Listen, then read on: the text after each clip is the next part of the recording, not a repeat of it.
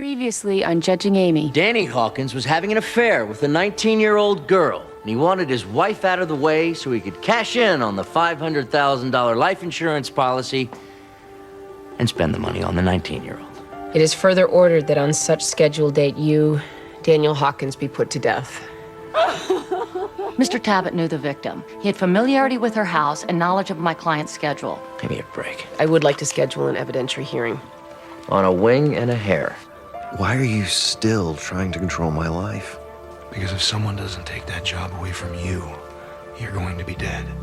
You just don't know What don't I know? how bad it was. You're not ready to tell me. I heard you when you said that. But Danny Hawkins has nothing to do with that. Yes, he does. For someone else's family, he does. Only if you're right. Victor and I still don't like it that you and his father are dating. Well, Victor's father and I don't like the fact that you and Victor are doing whatever it is you're doing. So there you go. He thinks it's too soon for someone to be taking his mom's place. Well, someone should explain to Victor that no one will ever take his mom's place. He said she was really pretty. I know. I saw her picture. And really smart, too. And funny. And could throw a football like a guy. Lauren, are you trying to make me feel bad because you don't want me dating David? Why would hearing about Victor's mom make you feel bad? Well, I don't know, but you have this tone like you think I'm breaking up somebody's marriage. No, I don't. How was your day, Mom? It was lovely, dear. I'm living the dream. Great. Victor said if you guys get married, he's going to live with his grandmother. Otherwise, he and I would be like brother and sister, which would be really sick. Lauren, I just want to make sure you've thought this through. here's the deal. You and Victor don't need to be worrying about your living arrangements. Okay? God, Mom, you ditched him already? You must have set a new record.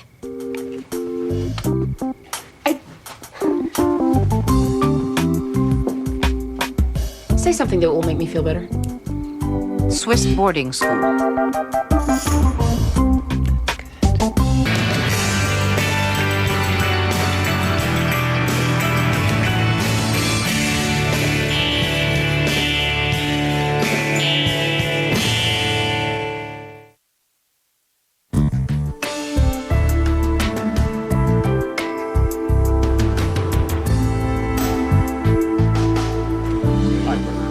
Maxine! Sean, I see that file in your hand, and the answer is no. I have to get to court, and then I have to be at Ross Elementary School. Take it easy. It's a good thing. I will be the judge of that. File inspection on an adoption. Sylvia Danforth. She's the foster mom to biological I siblings. know Sylvia Danforth. That would make Maddie... 7. And James. 10. And after 5 years, Sylvia's ready to formalize the adoption. Well, you win. It's good news. Ignacio, hello. Oh, excuse us for just dropping in. You remember my daughter, Courtney? Yes, of course. Hello, Courtney. And, this is my supervisor, Sean Potter. Really? I thought the boss of a place like this would be about 100 years old and have ketchup stains on his tie. Well, thank you, but I usually do have a stain or two. You're embarrassing the man. I don't think she is. Seriously, if I'd met you out on the street, I would say you were some high-priced lawyer. You must have a very generous soul. He is a giver. Down, Courtney? Dad, this is interesting. So, how did you choose social work? That's quite a story, actually. I was in college as a poli-sci major and, long hair, sick of the man. Have a seat. And anyway, I got into a little trouble with that. First of all, let me assure you, you can say no. I'm trying to refocus Courtney's passion for crusading. And I told her about the work you were doing down here and how you help people. And she seems to be genuinely interested. Now, just to be clear, she is here so that I can tell her how fulfilling social work can be. Well, let me put it this way. This morning, one of her friends called up to tell her a position had opened up as urban shepherdess. What? As far as I can tell, they need somebody to babysit a few sheep in a pen in the middle of Hartford. Oh, that's not good. Oh. No, in fact, it's bad. Dad, you can go. Sean's offered to show me around and explain how it all works. Oh, okay. Good. Yep. Good. After you. If she ends up with the sheep, I'm gonna blame him. She's in good hands. Mr. Barson, you've been charged with possession of dihipsyl with the intent to distribute, is that correct? That's what they tell me. And just to be clear, information you provide here may result in a reduction of charges against you. Is that your understanding? That is yet to be determined, Your Honor, and I'll have a little something to say about it. The fact that Mr. Barson is testifying without a deal in place simply makes him that much more credible. Counselors, do either of you see a jury? I am well aware of Mr. Barson's circumstance. Go ahead, Miss Dunbar. Mr. Barson, are you familiar with a man by the name of Danny Hawkins? I know who he is, but I don't know the man personally. Are you familiar with someone named Jason Tabbitt? Yeah, I know. And can you tell me the nature of your relationship?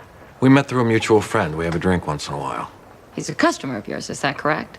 Yeah, he's been known to buy a forget-me-not now and then. Usually when the holidays roll around. What has he bought? Mostly knockout drugs, roofies. Your Honor, with all due respect, can we get out of here before my retirement party? Sit down, Mr. Abner. Let's see where she's going with this. I suggest you go there quicker. Mr. Tabbitt told you something about Danny Hawkins, is that correct? He told me that he killed Hawkins' wife and he fixed it so Hawkins went down for it. Objection, hearsay. The witness has first-hand knowledge of the crime. Says who? Him? He would sell his grandmother. Mr. Abner, my kingdom. Your Honor, his testimony goes straight to the heart of this motion. Yes, it does. And as Mr. Abner knows, a confession is not hearsay. Overruled. Continue. Mr. Barson, what specifically did Jason Tabbitt tell you about the night Linda Hawkins died? He knew this friend of his was working late, so the wife would be home alone. He thought she was kind of hot, so he figured he'd try his luck. Took a few roofies along in case he had to resort to Plan B. And did he? Yeah. Apparently she didn't share his enthusiasm. But turns out she woke up during, while he was doing his thing. I don't know, I guess some people have a high tolerance. Anyway, he said she got hysterical, he panicked, and he choked her out. Then he planted the pills in Hawkins' desk drawer to take him down for it. And it worked. Up until he made the mistake of telling me about it.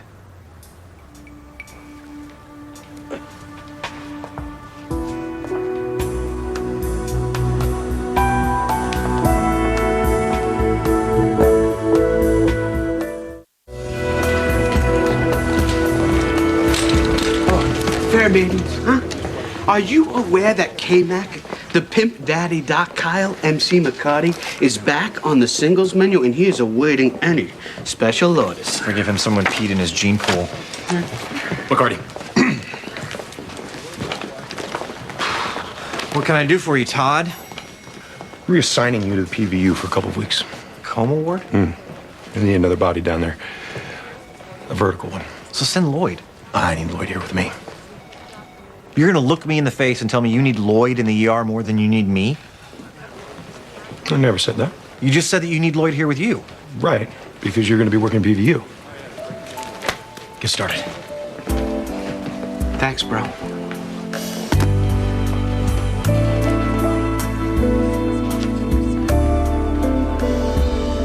Wow, Sylvia, you have done, this is quite a remodeling job. I just knocked down a couple of walls. I needed a larger dark room. Work must be going well. Yes, my latest book did very well on the internet, I'm happy to say. Congratulations. It's nice to see an artist who's not starving to death or interrupting my favorite radio show for pledge drive. Oh, I'm hoping those days are finally behind me. Knock wood, my current exhibition is opening tonight. I'd love to see it. Yeah, well, it's in Hartford for a month, and then it goes to an obscure but oh so trendy gallery in Soho. I have a postcard with all the info. Hello.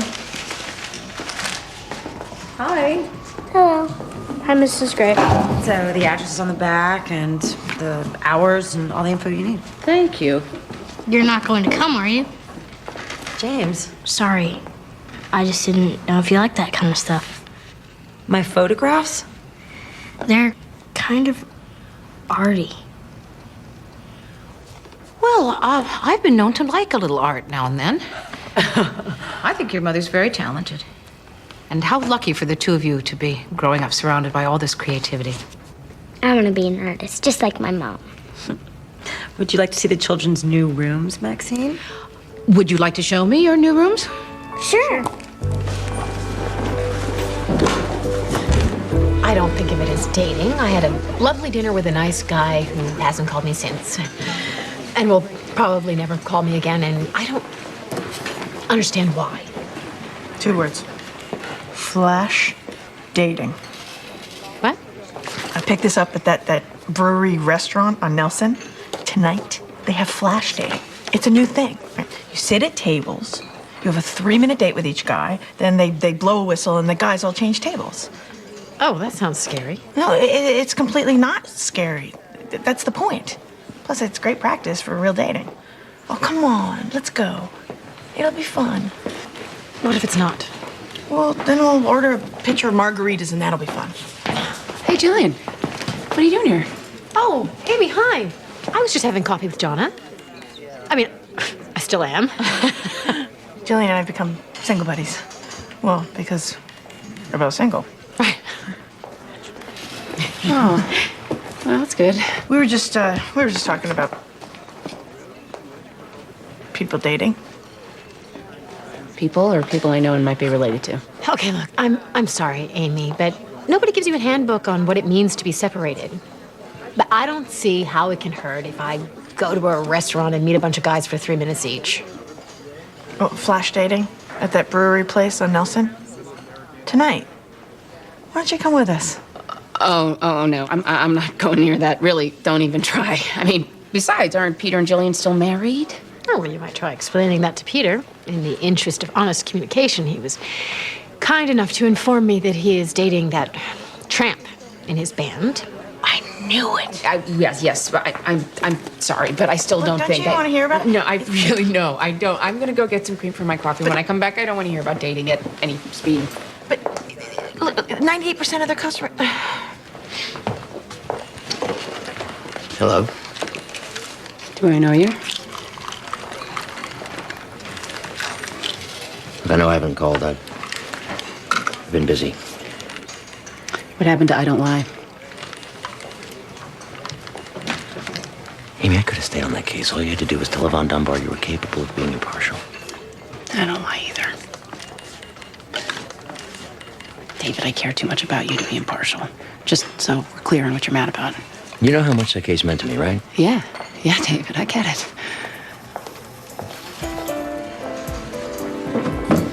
So flash dating, I'm in. When do we go? Tonight. Sounds great.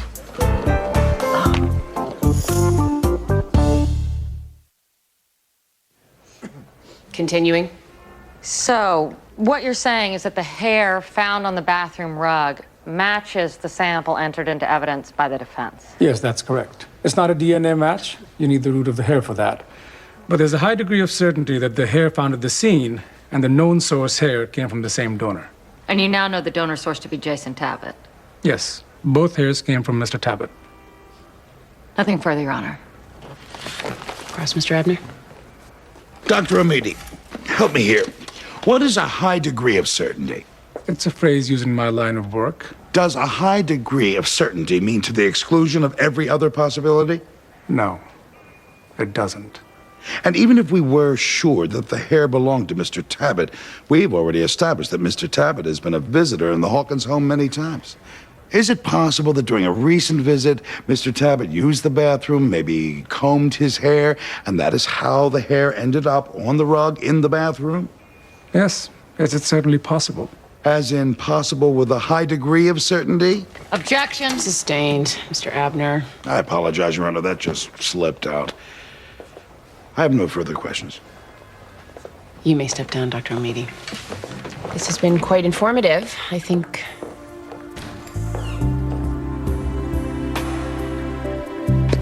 that's all for today.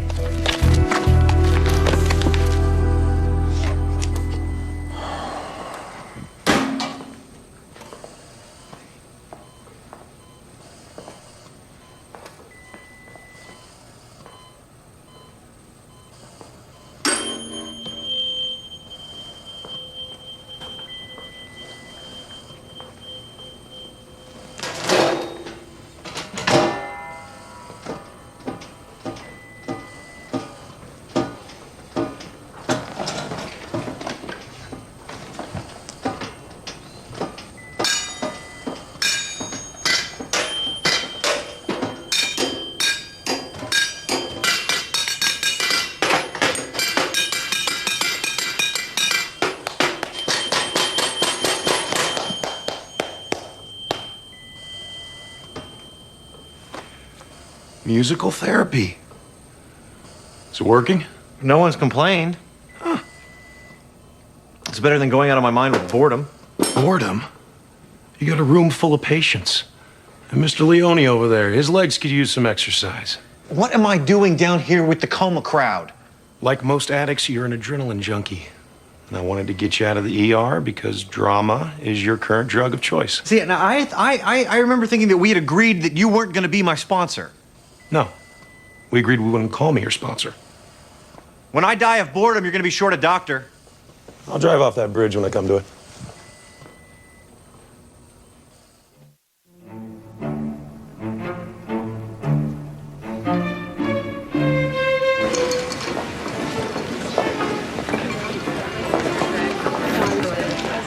It's so organized. And romantic. Where's that professionally cheerful woman who took our index cards? Oh, I think she bounced off that way. We better sit if we're gonna get adjoining tables. Well, it doesn't look like there's any left. I'll be right back. Okay, ladies, find a seat. We don't want to keep these Studley Do-Rights waiting. Hi. The thing is, I've changed my mind. You can't. Well, no, actually, I can. No, it's too late. Just go have a seat. We're about to start. And don't worry, everybody is nervous. I'm not nervous. I'm just not interested. You filled out a card. Yeah, and then I changed my mind. You can't do that. What are the flash dating cops going to come and arrest me? Your information is already in the computer. Excuse me. I can't keep the daters waiting. Okay, flash daters. Ready?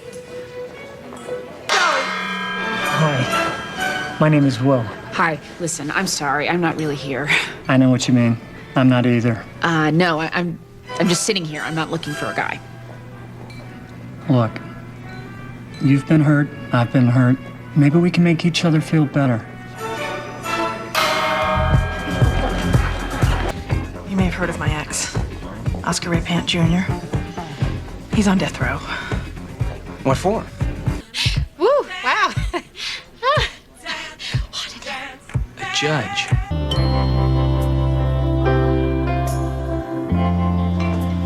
I need a drink and your assurance that you will shoot me if those are the guys that are out there. Have you ever noticed that the line between someone who finds you fascinating and someone who finds you horrifying is very, very slim? The last guy was only a nerd. He wanted me to fix a speeding ticket for him.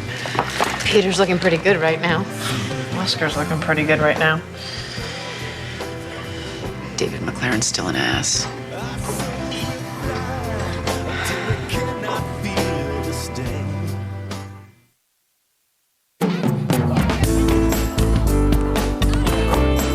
I went to see your mother's photography show last night. Mom says you don't like it that we don't wear any clothes. How do you feel about it? I get cold, and I hate standing still. But I like being famous. We're not famous. We're in a book. Shut up, Maddie. James, how do you feel about the photographs being in a book? My mom's a really big deal artist, and some people don't understand art. But she's good to us, and she gets a lot of money for her photographs. And you get to live in a nicer place? We get to stay together. Not all foster moms can afford to take 2 kids.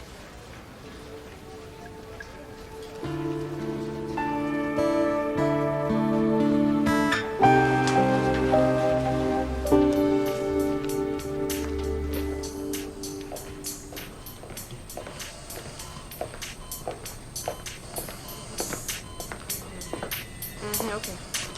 Bye-bye. What? How's it going? Fine. Is that music? That's the New England Journal of Medicine on tape. Yeah, it's music.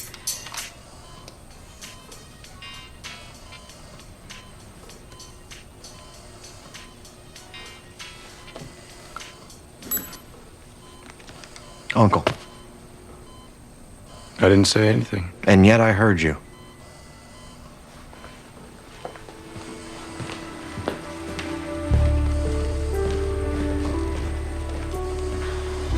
The dotted line indicates what forensic detectives believe to be the path of struggle ending in the master bath, where by all indications your wife was murdered. When Jason Tabbitt came to your house, did he ever go into that bathroom? Yes, we used that as the guest bathroom because the one in the hall had all the kids' bath toys and they kept it a mess. So if you were engaged in a struggle with your wife, you would know that bath is a good place to trap her. Objection, crime fiction. Here in court known as speculation. Overruled. Sounds more like logic to me. You may answer, Mr. Hawkins. He would have known that. No further questions, Your Honor. Cross, Mr. Abner. So, Jason Tabbitt knew your wife, is that correct? When he came to my house, Linda was usually there, yes. Did Jason Tabbitt also know your 19-year-old girlfriend? He knew I was trying to end that and put things back on track with my wife and my family. Pretty convenient, wouldn't you say, Mr. Hawkins? Your pal at the gym also happens to be a secret drug dealer, rapist, murderer with a genius for planning evidence. Objection! Badgering. It's cross, Your Honor. I'm supposed to be badgering. Overruled. Why didn't you mention Jason Tabbitt during your first trial? I didn't know the truth about him then. Or maybe sitting here beats sitting on death row waiting to die. Objection! Rank speculation. Sustained. You are trying my patience, Mr. Abner. Forgive me, Your Honor, I'll rephrase. Mr. Hawkins, Jason Tabbitt had nothing to do with your wife's death. Your Honor, I don't want my kids to be here. Your Honor, my client explained to his parents that he does not want his children at this hearing. But they disagree. They say that the children want to see their father. Your Honor, the state has no problem with this hokey ploy for sympathy, except that Ms. Dunbar is expecting me to keep a straight face while she explains that her client is against it. Ryan, stop it. Mr. Hawkins. Your Honor, I want my son to know that he's glaring at the wrong man. That man didn't do anything to you. You should be mad at the man who killed your mom. Which would be you. No, apparently it's the creep I brought to my home and trust. Mr. Hawkins, Mr. Abner. Your Honor, my son has all this misplaced rage, and it's gonna eat him up. I'm the one who brought a murderer into our home. If he's gonna be mad at anybody, he should be mad at me. Your Honor, do you think this is gonna last a while? Maybe I should cue the violin. All right, we're gonna take a half-an-hour recess. Miss Dunbar, if your client agrees to stay at the table, he may visit with his children.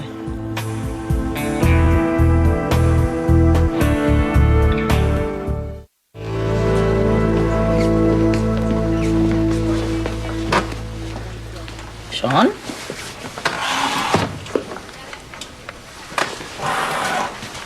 What are you doing? I need a favor. I want to ask Courtney out. You know, on a date. Will you please talk to Ignacio?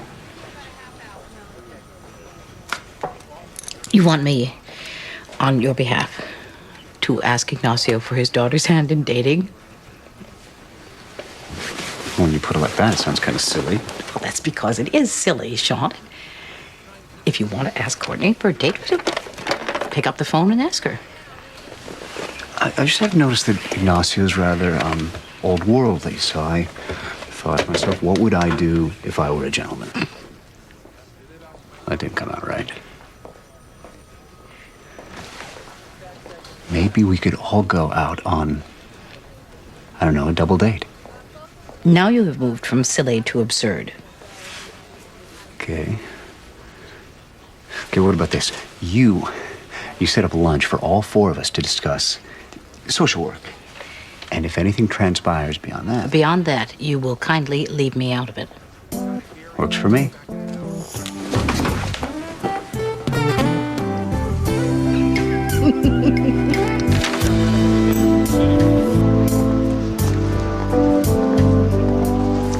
Thank you.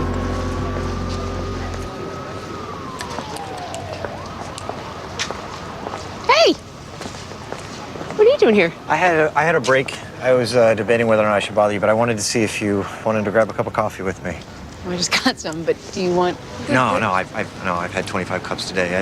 I just really wanted... I don't know what the hell I wanted. I'm having a lousy day. In fact, a lot of lousy days. Have you talked to your sponsor? No, it's not. My sobriety's not in question. Which is the problem. I'm sober, so I'm feeling things that I would normally do anything to keep from feeling. I guess that's the point of sobriety, huh? To feel all that stuff. Yeah. Just doesn't make it any less horrible. Would you feel better if you went to a meeting? I will. I will. I just...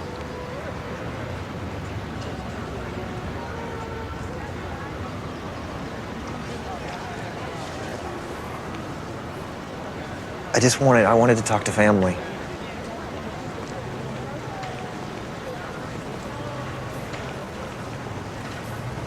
I don't even have anything to say. I wanted to find a family member and say I feel bad because I finally belong to a family where you're allowed to do that.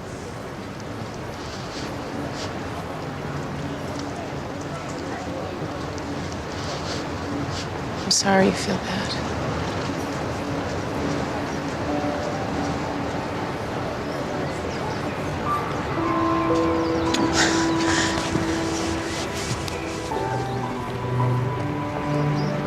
Thanks.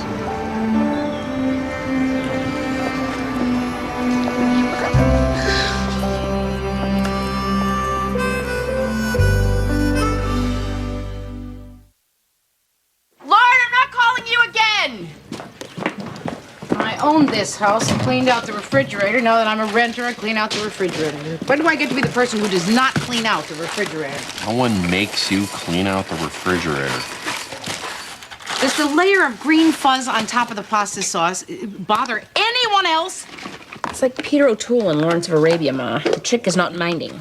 Maybe the trick is a nice little sunny one-bedroom apartment with an herb garden kitchen window. Where you'll have no one to complain to when you're cleaning out the refrigerator. All of my meals will be delivered in lovely but biodegradable china. Hey, Lauren! Oh, is that you not calling again? Go over here. Go over here. Lauren, what are you doing? What are you watching on TV? Just something. Just what? Go over here. Wait for Daddy. Victor gave me this video of when he was a baby so I could see what his mom was like. I'm just having some yucky oatmeal. I didn't you marry someone who could cook? Daddy had other priorities. He does not need to know about Daddy's other priorities. Get that camera off me, David. No way. You look great. No, I do not want to remember what I look like on 3 What are hours. you talking about? You look fantastic. David. Is this hurting your feelings? No, honey. David, turn off that camera and I'll tell you where I hid the remote. Isn't Victor cute? Very cute.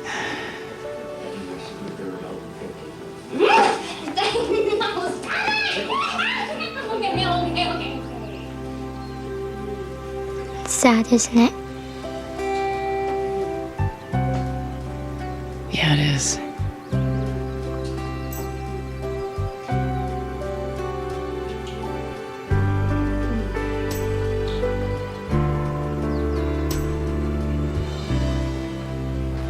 Maxine, I love those kids. I've done everything for them. Are you aware that the children are uncomfortable having their pictures taken and sold? They didn't tell you that. No, they played up the financial rewards. James said you told him you were all in a business together. You couldn't make it without them. I wanted them to feel a part of the success. I wanted them to feel like they contributed to the renovation of this beautiful home, which they did. Because your photographs of bridges and trees weren't selling quite as well. James is afraid that he and Maddie will be split up unless you bring in a certain level of income. Did you tell him that? I didn't mean... I was honest with them about the money problems that I've had. When the book started selling well, things got a lot better for all of us. I have to say, Maxine, I resent this. Since when did you become the Taliban? I'm not making a moral judgment of you, Sylvia. I am asking that you behave responsibly toward the children the state has entrusted to you. We will revisit your request for adoption in a year's time, providing that you agree to stop selling nude photographs of the children and to stop the sale of your book. This is puritanical garbage. The fact that you see something twisted in photographs of nude children, it says more about you than it does me. Are you willing to give up the children for this business? Well, I certainly hope it won't come to that. Maxine, don't do this. I will fight you. And you will lose.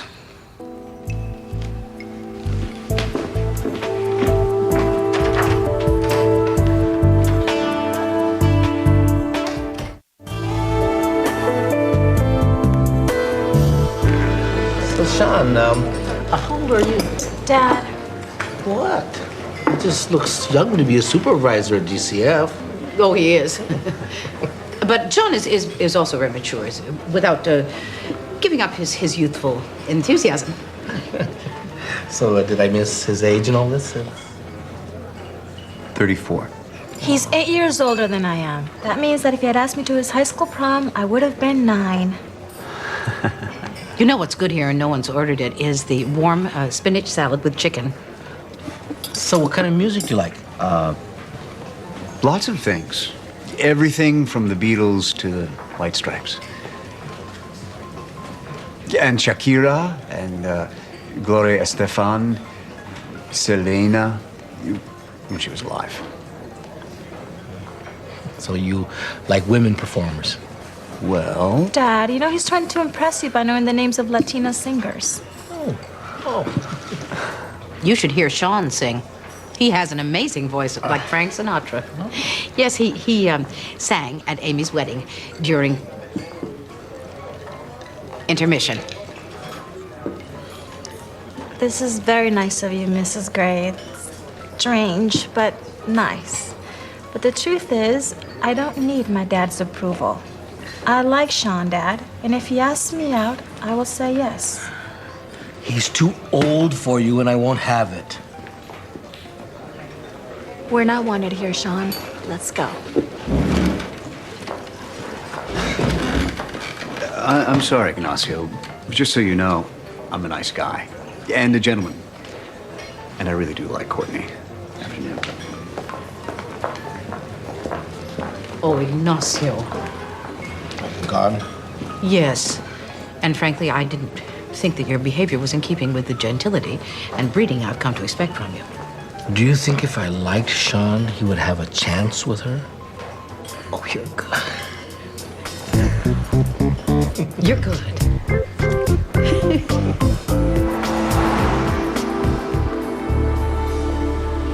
In weighing my decision on this motion, I had to answer 2 questions.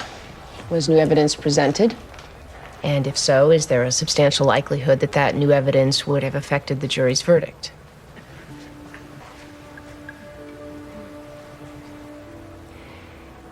The testimony I've heard answers yes to both questions.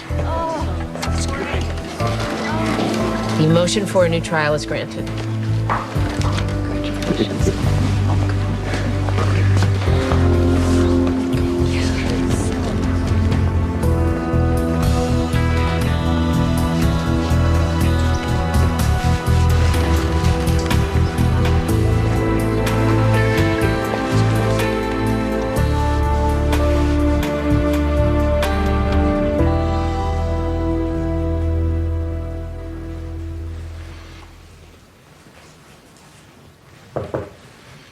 It's open. I got your message. I'd say I owe you an apology. But that would be ridiculously inadequate. I sat there today and watched Danny Hawkins turn from a wife murderer into me. Well, not that I'm discussing the case with you, but how do you know he wasn't putting on the world's greatest act? I don't. I've always been so sure. But when I saw him talking to his son today, I saw a man who felt the weight of having ruined his son's life, and I know that guy. I see him every time I shave. I just don't know if I can do this job if I'm too pathological to see what the truth is. You should not have used that word. You were just trying to make yourself feel better. That's human.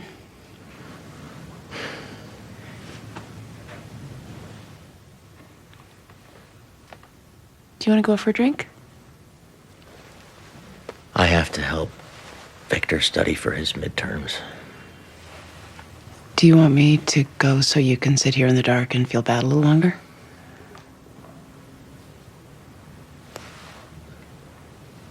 Okay.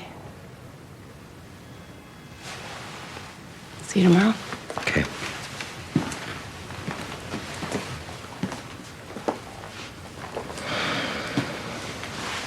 I know this is probably a bad time to ask, but there doesn't seem to be a good time. What? Do you think part of your problem, part of our problem, is that you're still madly in love with your wife? Oh.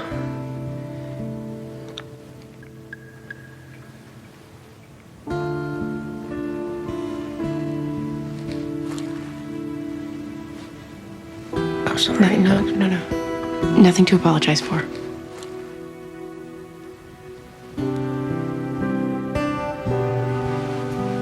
Good night. Good night.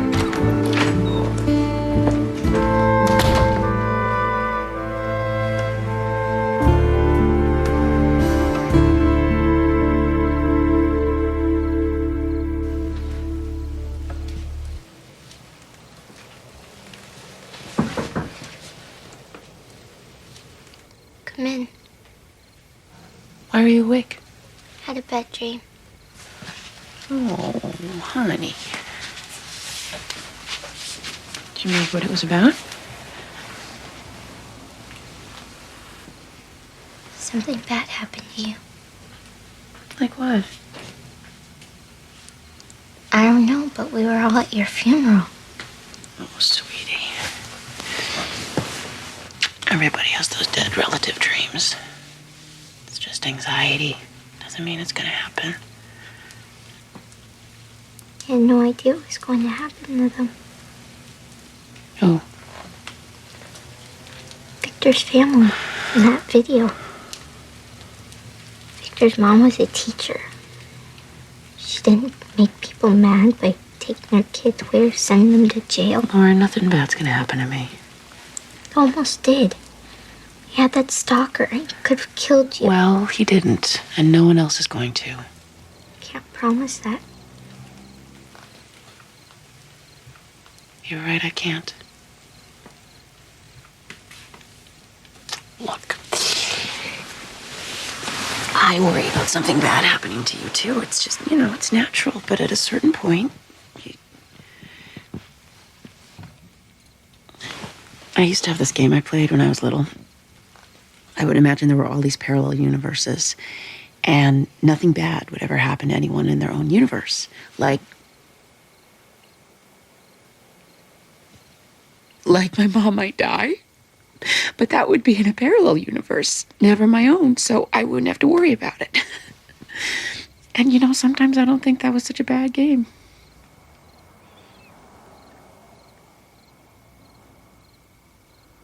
In fact, sometimes I still play it. Really whacked, Mom.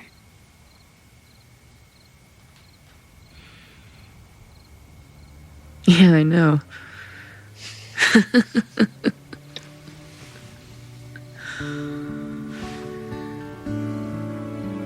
What if I slept here for a while?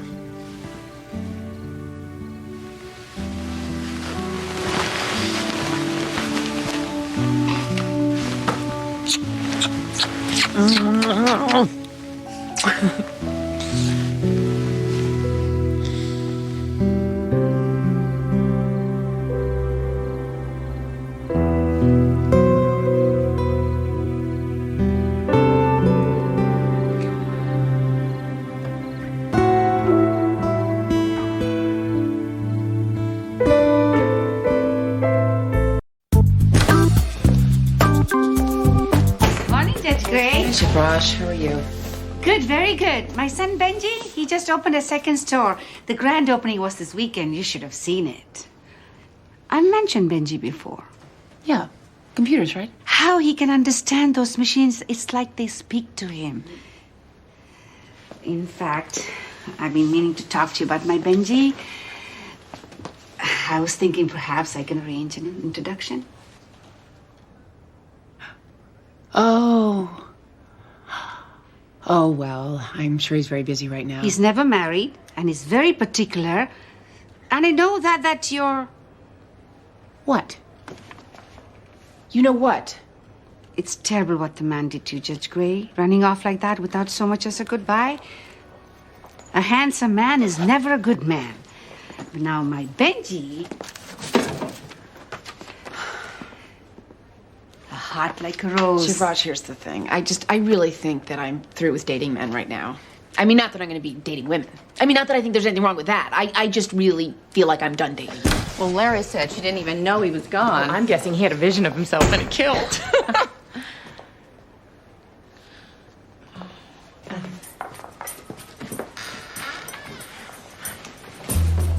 Shivraj, keep the picture, think it over. Your fortune can change, you know.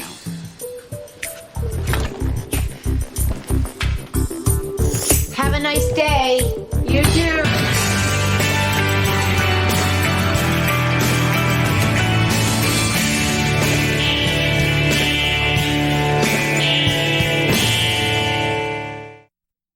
This place is so cool.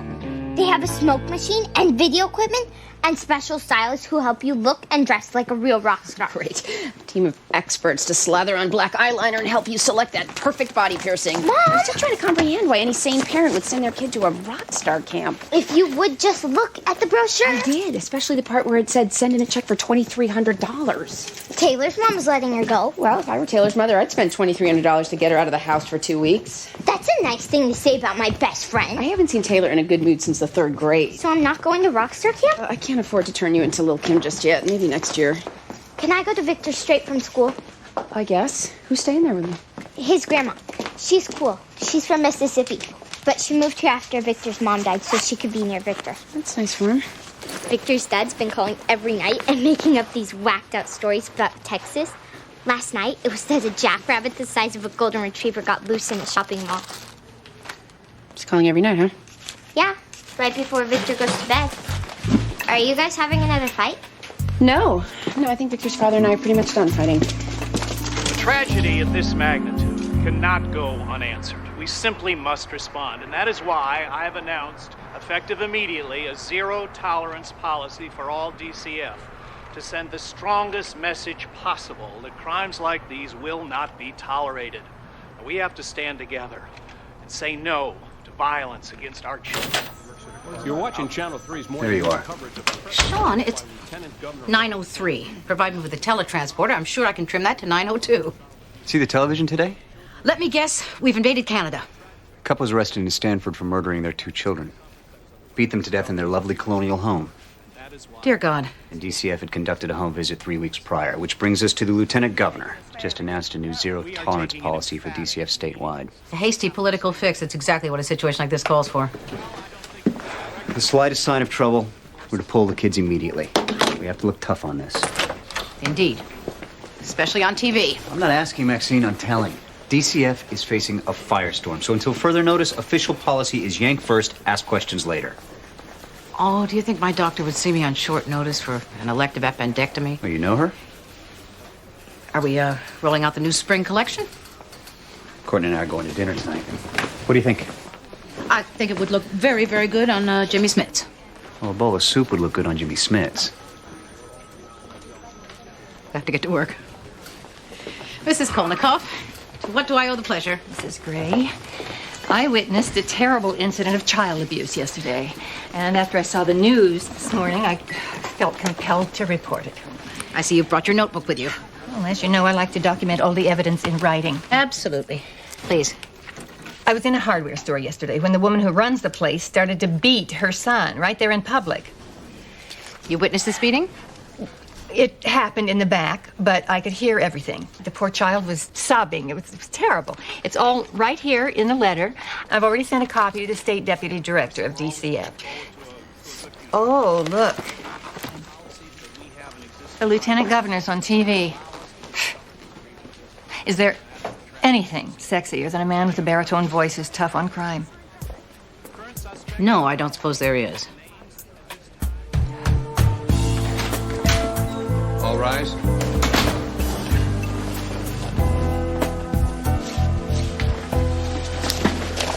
Isn't that? Yes. Wow, she looks so much smaller on TV. Maybe you need to get a bigger TV. Andrea Edelstein in our own dinky little courtroom. Remember her closing in the Menendez trial? Brilliant. Donna. Wait, that was Leslie Abramson. Oh no, it was Gloria Allred. She did P. Diddy, right? Okay. In the matter of the state v. Lucy Navarro, who, as I understand it, stands accused of shoplifting a lipstick. That's it? Did the state offer a plea? Yeah, an appropriately generous one, Your Honor, but defense would hear of nothing short of full dismissal. ASA Martin Drexel. Thank you, Mr. Drexel. Andrea Edelstein for the defense, Your Honor, if I may. Please. Lucy Navarro was in a department store in a predominantly white neighborhood. Store security would never have singled her out for surveillance were she not a minority. This entire case is prefaced on a racial profiling, which represents a particularly abhorrent injustice. And we shall consider all matters abhorrent, as well as the more mundane issues of innocence and guilt. Well, the issue of guilt is superseded by the higher moral question here, which goes to the core values of the society in which we live. Okay, let's dial the rhetoric back a notch, shall we, Miss Edelstein? You'll notice there's no cameras present. Now, does Lucy have a parent in the courtroom?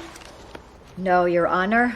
Single mother, full-time job, which she does not want to jeopardize. Well, I see this is Lucy's third arrest for shoplifting in the last 2 years. So obviously there are underlying problems. Perhaps Lucy's mother can shed some light on them. So we will continue this case until when, Mr. Van Exel? Tomorrow at 3 o'clock. And I would like Lucy's mother present at that time. Permission to approach, Your Honor? It's a small courtroom. Consider yourself approached. Lucy's mother is of no material relevance, and missing work would only cause her great hardship as well as her employer.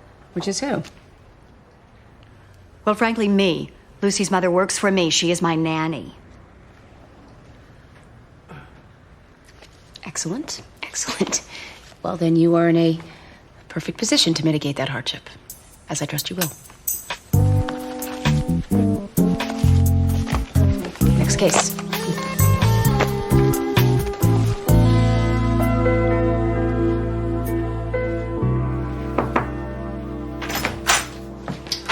Picked up the mail. Got a postcard from Houston. Back soon. D. That must be my doting boyfriend. What's he doing in Houston? I have no idea. Apparently they don't have a lot of those newfangled telephone things down there. I'm recalling your preference to be left out of all things David McLaren. A very wise choice it was.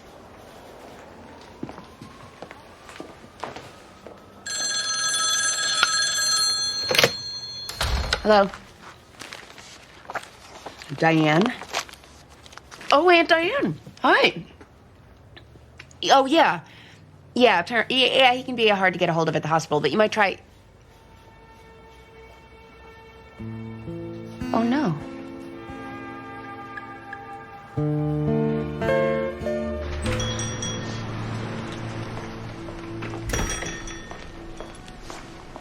Hello? Hi. Grab your stuff, guys. It's time. I'm sorry, we were just getting ready to lock up. Mrs. Danaher, my name is Maxine Gray. I'm with the Department of Children and Families. And I'm here because of a reported altercation between you and your son yesterday. A claim that you beat him. Beat him? That is ridiculous. Are you saying that no such incident took place? Well, yeah, there was an incident, but nothing anyone in their right mind would call a beating. Scott, do you want to tell Mrs. Gray about what happened yesterday? My mom spanked me. See? Can you tell me why she spanked you? I did something I wasn't supposed to. While I was with a customer, Scott went in the back and plugged in his daddy's table saw and turned it on, which is very, very dangerous. And you know better than that, right? Look, I'm no violent person. But Scott's been acting out a lot since his dad left. Every once in a while, he needs to know there are lines he do not cross. Are we... Take a breath, hon. Can we get ices? Not tonight. There's ice cream in the fridge. Okay. Go get in the truck. You mentioned that your husband left recently. Iraq. He was in the reserve for 10 years. Never took up more than one weekend a month. He got called up 7 months ago. Now it's anybody's guess when he'll be home. It's been a tough adjustment for all of us. But honestly, Mrs. Gray, I probably haven't spanked either of my kids for 2 years or more. I mean, this is not some messed up family you need to worry about. The thing is, DCF has a new zero-tolerance policy when it comes to violence against children. I don't understand. What does that mean exactly? It's nothing that you need to worry about. Thank you for your time. I really appreciate the opportunity to observe Dr. McCarty. Any pointers or advice you might have? Sensible shoes and drink plenty of fluids, preferably fluids with lots of caffeine. So how long have you been pre-med? Since I was about 5. Excuse me for a second. Amy. Wow, who died? Who died? Your dad.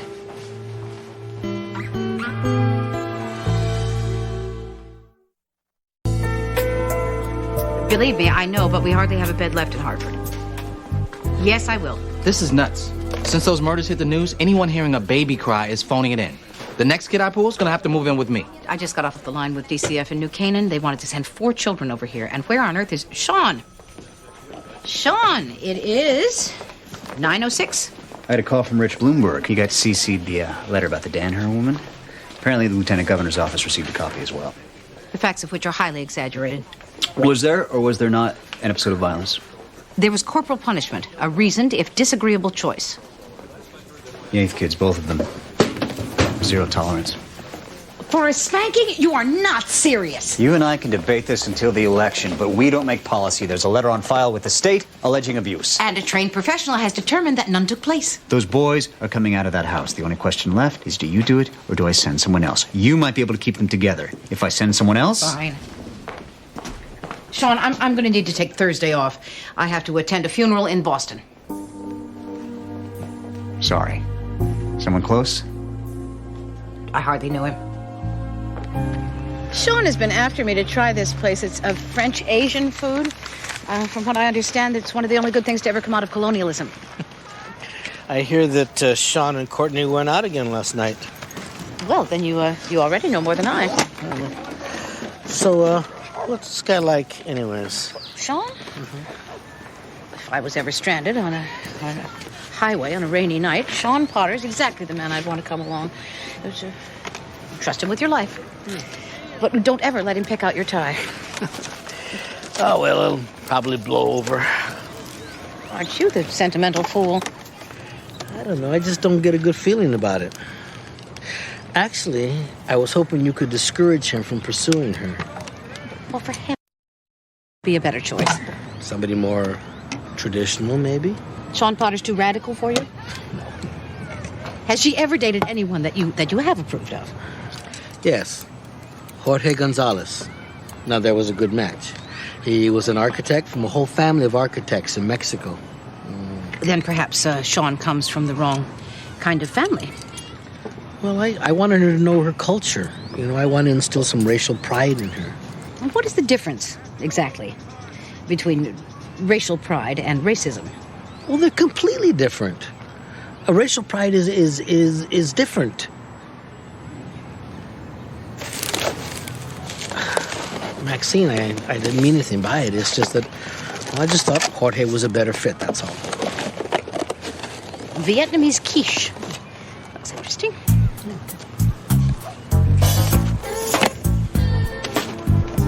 So the mall where you were apprehended, that's nowhere near the neighborhood where you live, correct? Yes. I mean, it's not near my house. Well, in fact, it's about a 30-minute bus ride. Is that correct? Yes. No malls in your neighborhood? No nice ones. How often do you make this crosstown pilgrimage to check out the top shelf lipsticks? Objection, characterization. I'll rephrase. How often do you travel across town to visit this mall? 2 or 3 times a week. It's near where my mom works. It was Edelstein's house. I go there after school, and my mom picks me up when she's done from work, around 9. Well, what do you do there? Just walk around, look at stuff. Why? I mean, why do you take a 30-minute bus ride to go to a mall just to walk around and look at stuff? If you please, Your Honor. Go ahead, Miss Navarro. I work late. I work a full day on Saturday. Lucy and I do not have a lot of time. She's supposed to go to her grandma after school, but often she chooses to come and wait at the mall. So you two can ride home together? It's a time for us to be together, to talk about our day. Your Honor, I'm unclear. Is Mr. Drexel still questioning the witness, or are we? We're just winging it, Miss Edelstein. Bear with us. Well, it just seems that we're straying off the point. The bus, the car. I don't really see the relevance. You've never done juvenile, have you? It's first time, yeah. It's quaint. Well, we have our nutty little rule book here. Basically, it's my clubhouse.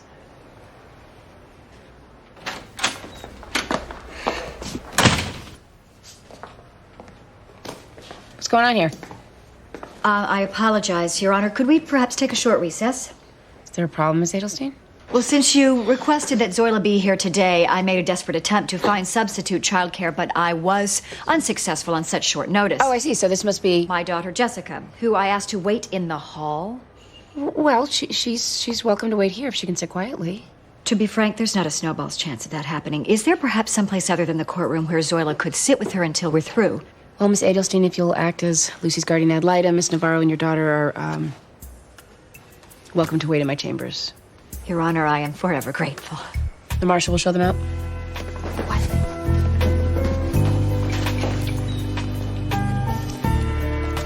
Continuing, Mr. Drexel.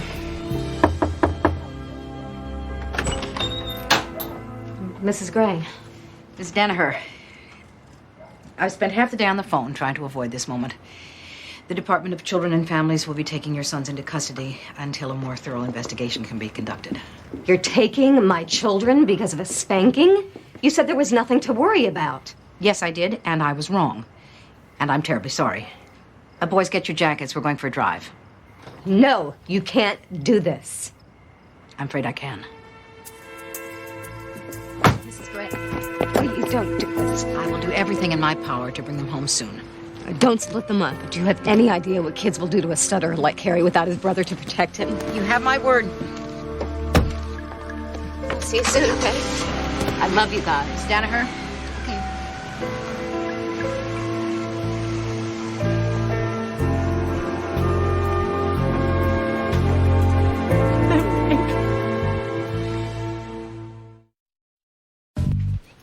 Wow. Gotta love those landscapers. I think horrendous mess would be the term. Well, Ignacio said they were going to do a lot of work this week. Ignacio who? We're having a little, tiff. Really? You're tiffing? He doesn't want Sean Potter dating his daughter. Apparently Sean is the wrong color for her. What? But he's dating you. Yes. In spite of my ethnic disability, I suppose I should be flattered. Did you call Diane? Heart attack. Not very original, but got the job done. And Kyle and I are going to be driving up tonight, and then tomorrow's the memorial at the house. You dreading it? No, actually. At least my brother and I aren't at war anymore. Hell of a way to make peace. Yeah. But no, Diane's going to need our,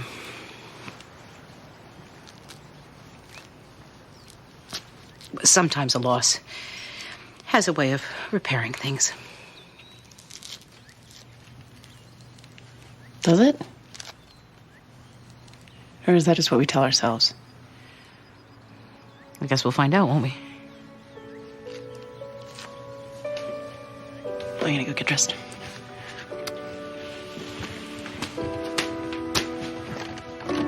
Don't keep looking out there.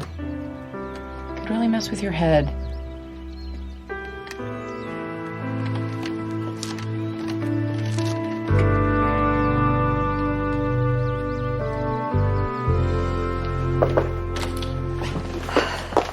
Excuse me. I'm going to need a private moment with my client and her mother. And would it be all right if Jessica just... Not a problem. Right over there, honey. 2 minutes. You work for the judge? That I do. My mom is famous, you know. So I hear. She's been on TV lots of times. Like, remember that actor guy shot his girlfriend? My mom won that case because he was on drugs. So, what you got there? Rumblefish. It's a CD-ROM. Zoila lets me play before bed sometimes. What does your mom say? Zoila texts me in, except on Sundays. Then my dad does it. My mom's like a lot more famous than my dad. He actually makes more money. He's a CEO. That's like the boss of a whole company. You sound like a very lucky girl. Parents both rich and famous. Hello. Miss Edelstein, the senior, needed a lawyer-client moment. Again?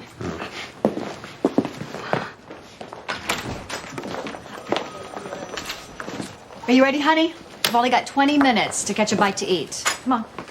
Oh, Jessica. It just fell. Zoila, did you get that? No. You don't have to do that. Please, we're not going to leave you with this mess. I'm so sorry, Judge Gray. Don't be silly. Why are you apologizing? It wasn't your milkshake. Yeah, maintenance, please. Bring him up. Jessica? Sorry. We'll see you in the cafeteria in 20 minutes. Sean, I have to go to Boston. Now, surely there is someone in that office who can push through the paperwork and get those boys back to their mother. Well, of course, the courts are backlogged because DCF has taken half of the children in Connecticut out of their homes. Oh, for pity's sake, Sean, it was a spanking. I have to go. You gotta be kidding me. I'm going to go out on a limb here and say you look upset. I just came by to tell you that I'm not going either. Excuse me? That woman, it's like all of humanity are just bit players in her opera. I'm going to try this again, honey. I have no idea what you're talking about. My mother didn't call you? No. She said she was going to call. And yet she did not. Though it seems like she sent a messenger. Of course she did. Yeah, okay. You win again, Mother. We spoke an hour ago. She doesn't want you to come to the funeral. I see. Guess she's afraid your presence is going to siphon off some of the spotlight of the grieving widow. Well, he was her husband. She has every right to have the funeral she and wants. He was your brother. And I'm not going if you're not going. Yes, you are. I'm not going, Yes, Maxine. you are. Do not make this about punishing your mother, Kyle.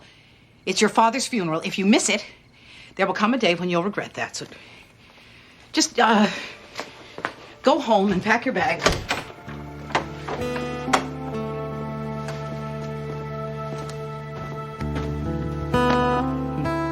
I love you. Love you too. Travel safe. Drive safely.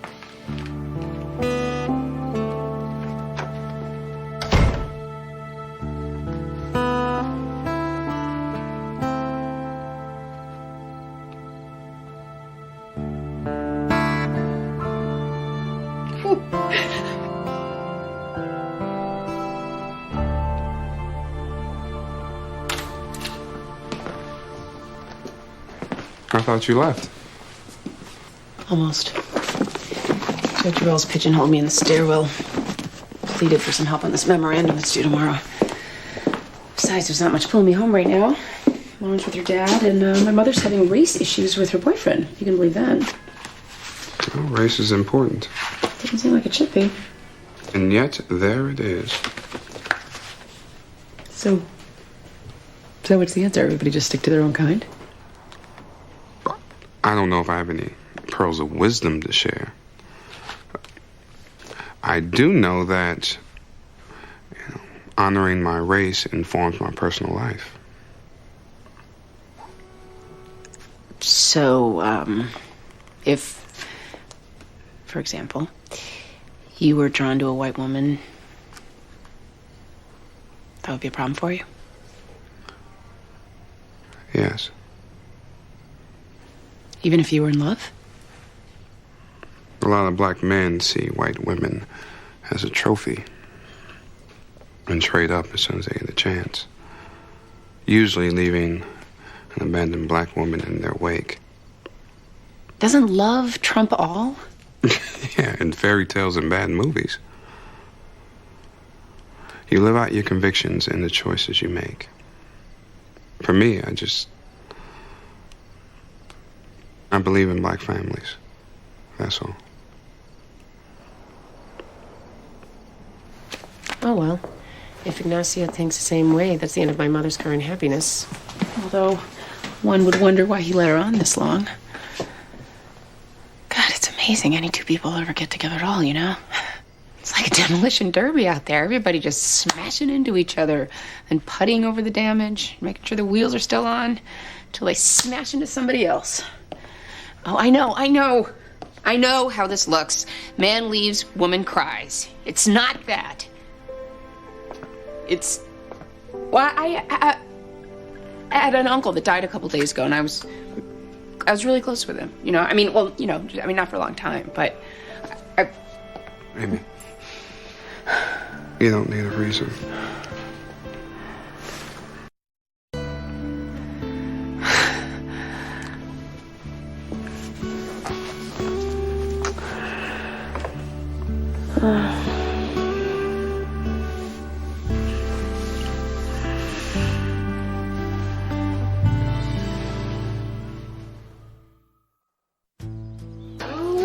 There's a story about your friend, Lieutenant Governor Ronald Sanford. Speculation is he's going to run for governor. Well, of course he is. Zero tolerance. It's the two easiest words for a politician to say. They sound tough saying it, and they never need to get their hands dirty dealing with the consequences. It's like the three strikes law or any top-down mandate, and the professionals on the front lines are handcuffed. You're preaching to the choir, Ma. I'm a judge. Don't you see the cuff marks on my wrists? Meanwhile, I'm got the Danaher brothers stuck in some overcrowded group home with half the children in Connecticut. Yep, he's going places. Kennedy hair, beauty queen wife. He's got a son on the swim team at Rexford High, ranked second in the state until he was pulled for a shoulder injury. Really? Probably gonna have to sit out all season. May I see that? Well done. Let me see it. Does this look cool on me or what? Well, your backpack might look cooler. We are running late. Uncle Peter's gonna give me lessons. He said people are always looking for a good bass player. I'm gonna play in a band, Mom, whether you let me go to Rockstar Camp or not. Oh, dear. It's contagious. Wow. I just need to find something out. Richard was a wonderful husband to me, as well as a wonderful father to Kyle and Susan, who, of course, were his pride and joy. There was nothing he loved more than to watch them grow and succeed in life when they did, and he was always there for them when they didn't. He was a man of many interests. Those of you who knew him will always remember his fondness for golf, as well as his lifelong passion for aviation. But the prime focus of his life was medicine. He was a selfless and dedicated doctor who gave his heart and soul to his patients. Opposing sides have raised two main questions here. Was racial profiling responsible for Lucy's arrest? And did she or did she not apprehend and conceal the lipstick? Frankly, neither question interests me all that much. I look at Lucy Navarro and I see a lonely little girl. And she's not the only one in this room. In fact, what I see is a whole chain of neglect, beginning with you, Ms. Adelstein, the top link in the chain. Your defendant never sees her mother. Your nanny never sees her daughter, and your own daughter never sees you. Ms. Adelstein, you need to work fewer hours. Your Honor, really? Adjudicating punishment on the defendant's counsel? Well, at the very least, on days when long hours cannot be avoided, you might allow Lucy to join her mother at your home. Frankly, it might do your daughter some good to realize she's not the center of the universe. I remind the court, I am not on trial. No, and I have great empathy for working mothers. Believe me, I have a lot of experience with this particular juggling act, and it's one that I never seem to get quite right. But there is a point that professional ambition starts to look an awful lot like neglect. So I'm going to give you a deal. I'm going to dismiss this charge if you, or your husband, for that matter, can commit to working no more than 40 hours a week. That way, each child present can have a parent tuck her in at night. If not, you might want to consider how it might reflect on your sterling reputation to lose your first case in dinky little juvenile court. It's my clubhouse.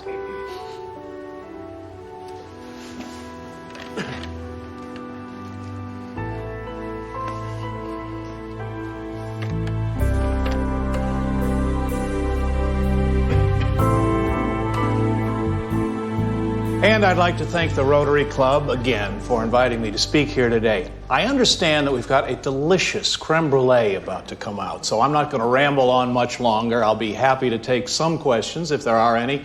Yes, you in the back? Yes, Mr. Sanford.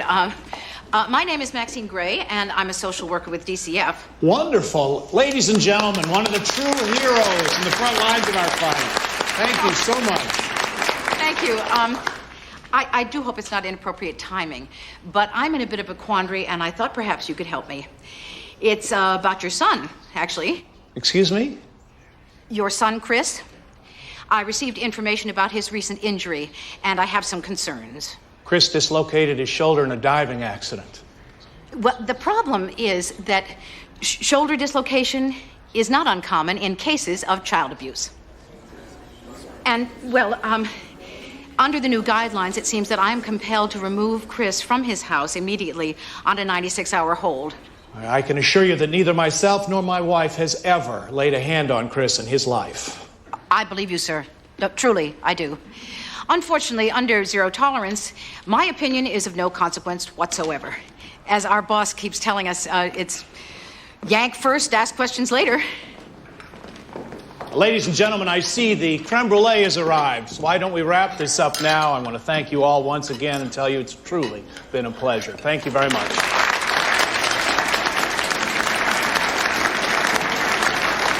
How you doing, John? Good to see you.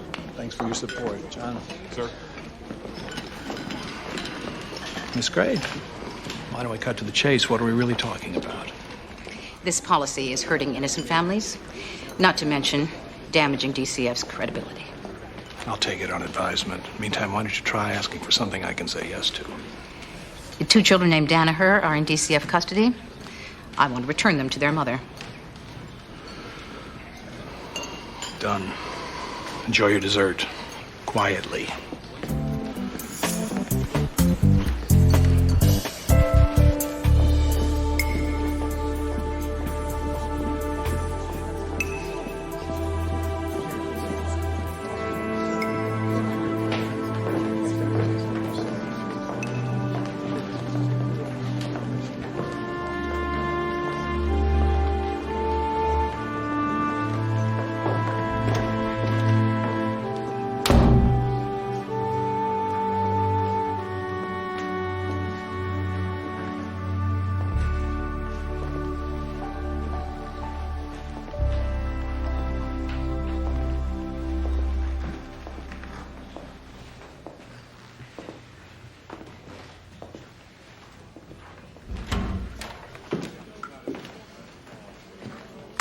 What are you doing? Looking at books. Can you come back out? The Peppermans want to take a picture of us with Mom. It's a funeral, Susie, not a photo op. There must be 24 books on aircraft here. Did you know about the secret passion for aviation? He wanted to be a pilot when he was young. Of course, Grandpa wouldn't hear of it, so off to med school he went. Why do you know about this and I don't? Because you were always locked in your room with the stereo blasting or out with friends? Okay, my lousy relationship with him was not my fault. I didn't say it was.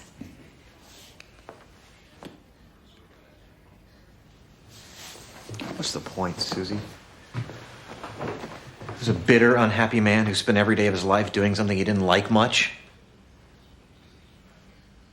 And regardless of Mom's extemporaneous fiction at the funeral, he didn't give a damn about any of us.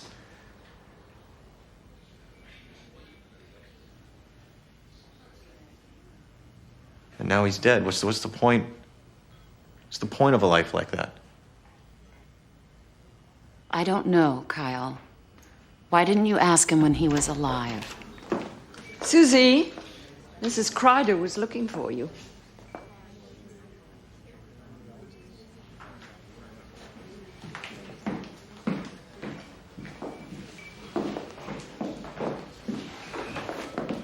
It's not enough that you refused to give a eulogy. Now you're hiding in here.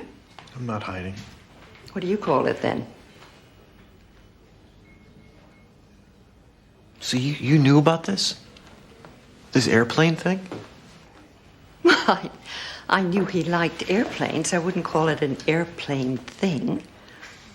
If he wanted to fly a plane, why didn't he?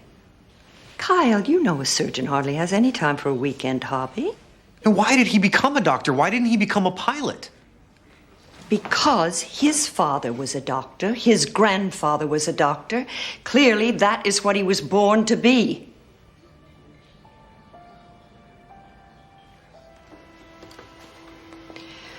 I'm going back to our guests. Don't stay in here much longer. It's rude.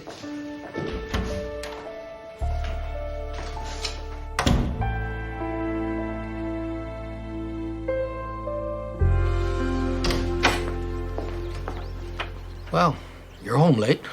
I had to return 2 boys to a hardware store. Good thing you get the receipt. Amy said it would be all right to wait here.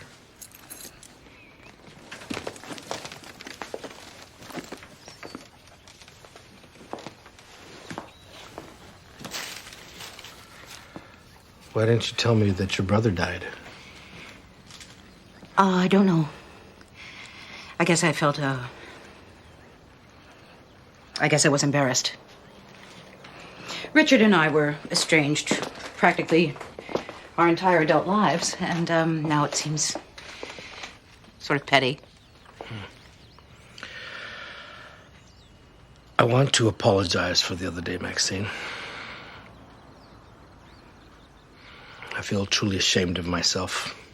You see, Courtney was raised wealthy in a very Anglo world.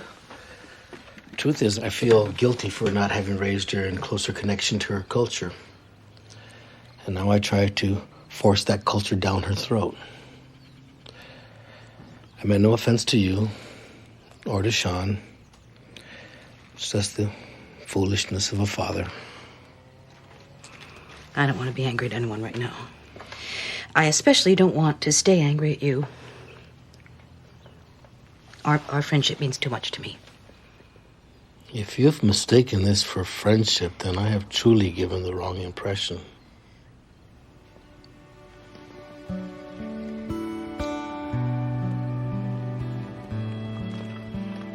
Come on, let me show you where these flowers came from.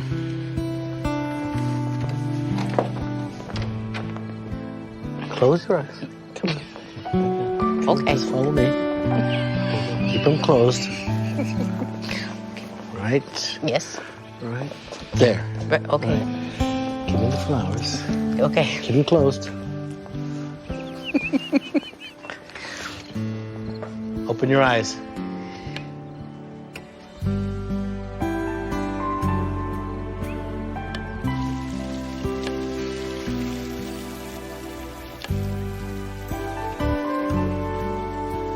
I don't have any words. It's probably for the best.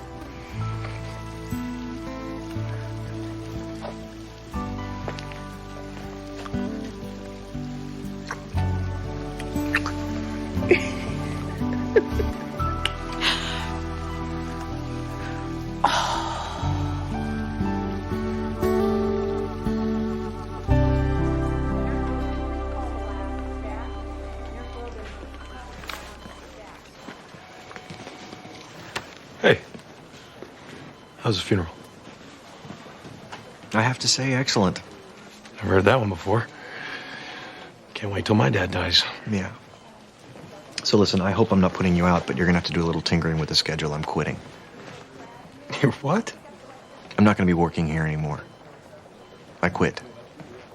Kyle, there's something we need to talk about. You're having a problem with the way I'm running things around It's here. not about you, Todd.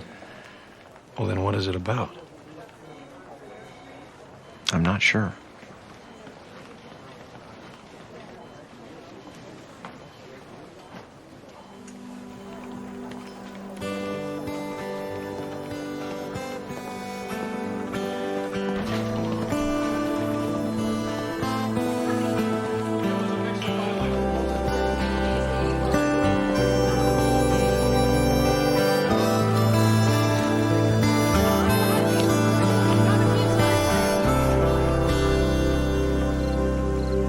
You can do that in the dark. As long as I don't look at it in the light. It is pretty nice back here. Yes. I want my ashes scattered right over there next to Socrates. One must plan ahead. Life has a way of, ending eventually.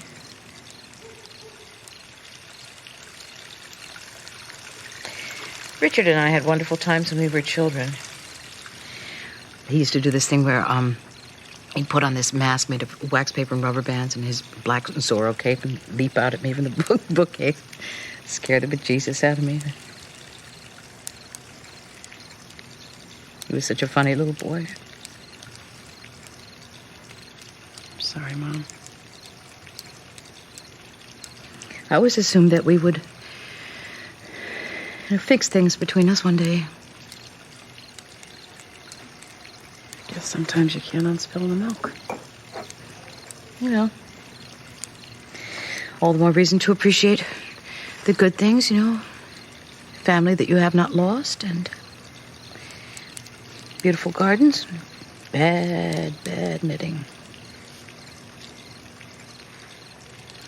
I don't think I ever take the time to tell you how much I admire you. And how grateful I am that you're my mother. I could say the same thing to you.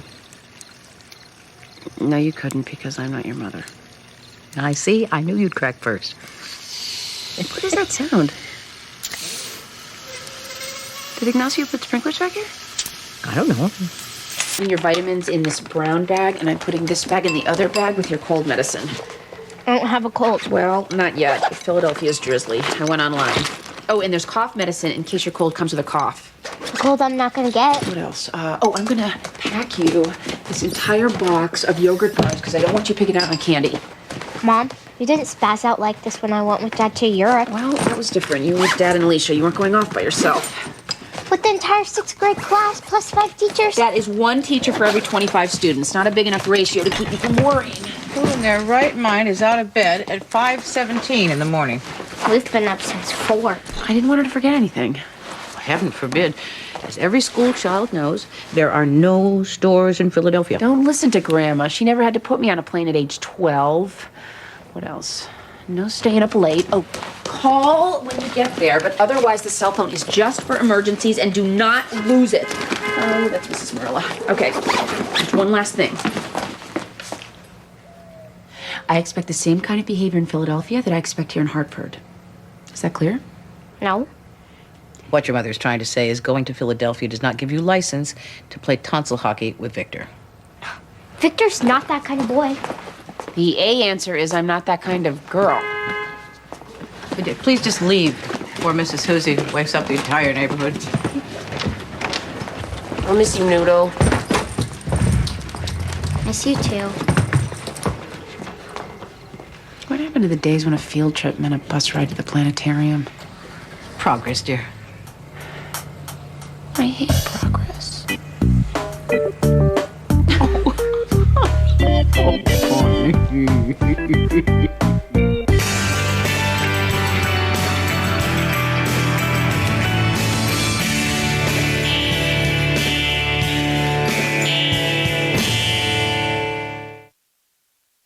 Get this. Mia cooked dinner last night. Low-carb Italian. That sounds scary. No, it was good. Oh, God. What? You guys are getting back together. No, we're not. It was one dinner. Bruce, why don't you just admit it? Because it's not true. Oh, Bruce, you got a call from a Father Ted. Says he's an old friend. He's in town. Hopes you can get together. Ted's in town? Am I liking my life? Who's Father Ted? A guy I grew up with. We played basketball together in high school. So now he's a Jesuit in St. Louis. Every time he's in town, we get together, go to Slade's Chop House, split a 64-ounce porterhouse, smoke cigars, sip brandy. What, no lap dances? Oh, no, I get it. You're jealous. Oh, yeah, I'm gonna be at home thinking, I wish I was at a steakhouse smoking cigars with a priest. You must be call an old friend week, because you got a call from your friend Lolly. She's in town and wants to have lunch. I have old friends, too. Yeah, I'm going for coffee. Lolly. That's the one whose husband made a pass at you and they moved to Greenwich. He got transferred. At the request of his wife. I don't like the mood you're in. Get used to it.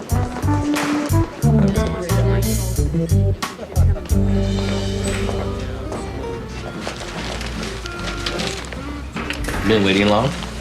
Only half a latte's worth. Yeah. Well, there was a line at the photo shop, and I wanted you to see these. More gardens? Fountains. Your garden is begging for a fountain. You sure it's not begging for a fish pond? No. Fountains are soothing, meditative, and the raccoons won't eat them. And these are not my pictures. Gave you somebody else's pictures? And after I was so open-minded about the employee with the blue hair and the Life Sucks tattoo. Here we are at Junior's track meet, and look, he won his event. Hey, the proud father. It's an amazing resemblance there. And, oh, look, somebody got a new truck. And ruined it with those big ostentatious rims. Poor truck. Which brings us to the picture of Mom's black eye.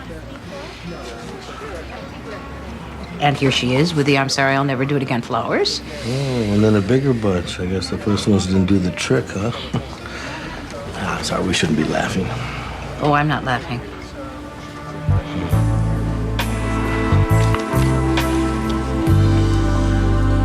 Oh, tell me you're kidding. Can't do it.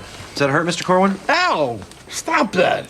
It's like putting gum back on the bottom of your shoe. Blood pressure's down. Are you sure? Because I don't feel so good. Keep him on the enalapril and go to 100 Mike's or Rhythmal. Why would you chase Heather to Boston when she doesn't want to be found? I don't think you know her well enough to say that. If I were her, I wouldn't want either one of you to find me. Are you sure you want to use your time off to do this?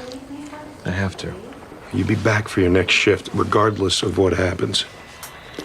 You don't think it's a good idea? I think it's one of your worst.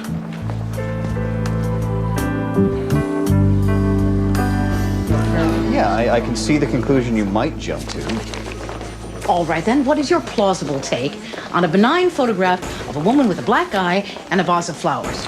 I don't have one. You know, but I do have a stack of files that don't require any detective work. You simply, dial a phone number we already have and drive to an address we already know to interview people whose names are already in our computer. The fact that she is not in your computer, Sean, does not make her any less abused. And there may be a teenage boy living in a house with that kind of violence. Yeah, and what if it turns out to be nothing? Right? What if you wasted all this time on a whim?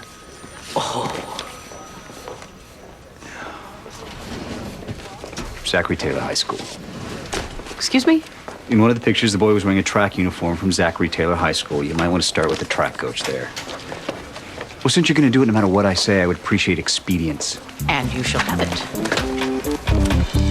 Okay, this is a probable cause hearing that was remanded to this court by Judge Rosenberg in criminal because of the age of the defendant, which is 14. Is everyone present and accounted for? Ellis Bottom for the prosecution. Andy Holt for the defense. All right. Ms. Bonham, what's the situation? Your Honor, the state alleges that on the night of February 16th, Jenny Wyckoff shot and killed her babysitter, Carolyn Hill, after an argument over the fact that Jenny threw a party against her mother's wishes. I'm sorry, back up a little. Isn't Jenny Wyckoff a little old to have a babysitter? Jenny's mother and Carolyn's parents both work for the same company. There was a company retreat that weekend, and Mrs. Wyckoff asked Carolyn to watch over Jenny, who was on probation at the time. And why was that? Pick a conviction. We've got 2 for shoplifting, 1 for destruction of public property, 1 for public intoxication. Your Honor, I'm certainly not here to convince you that my client is a saint. However, there's nothing on the record that comes anywhere near what the state is alleging, nor is there one piece of concrete evidence to support it. Jenny Wyckoff's behavior is demonstrably out of control, and while the state might not have any solid physical evidence, the circumstantial evidence could take weeks to hear. I sincerely hope it doesn't. Anything else, counselors? Okay, I'm gonna need to hear some sworn testimony in this matter. When will we do that, Mr. Van Exel? Tomorrow at 11. Everyone back here tomorrow at 11.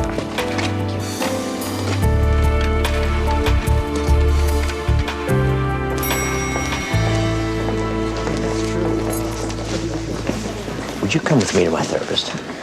What? When? Thursday, 7 o'clock.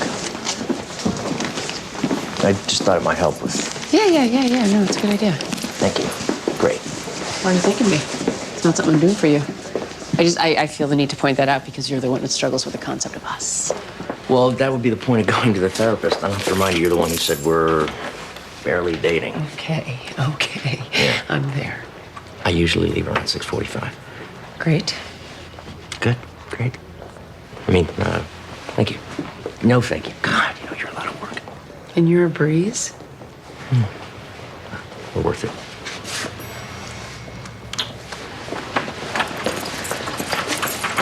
I just remember you don't like to be kissed on the cheek.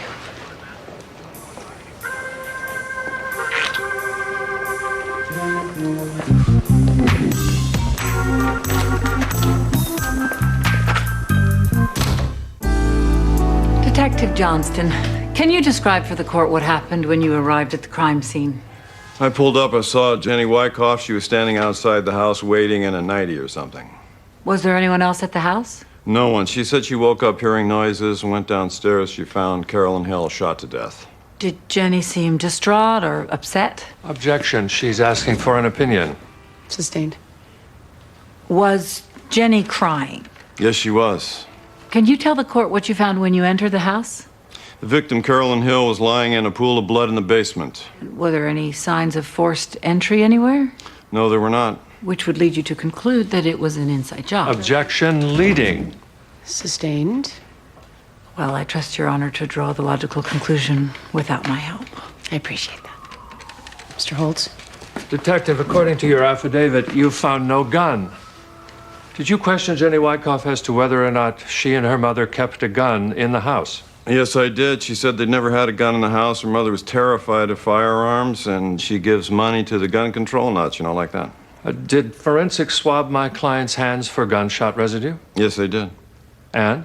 Swabs were negative. Meaning my client had not fired a gun that night? Not conclusively. For instance, she could have worn gloves. Did you find any such gloves? No, we did not.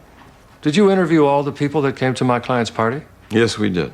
And did forensics test all the party goers for gunshot residue? No, they did not.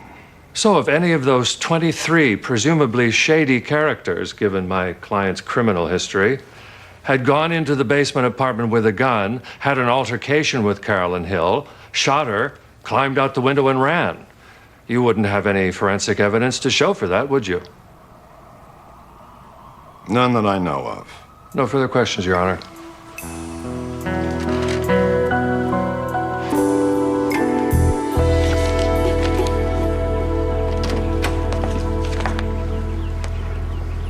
Are you Nora Kinrich? Yes, I am.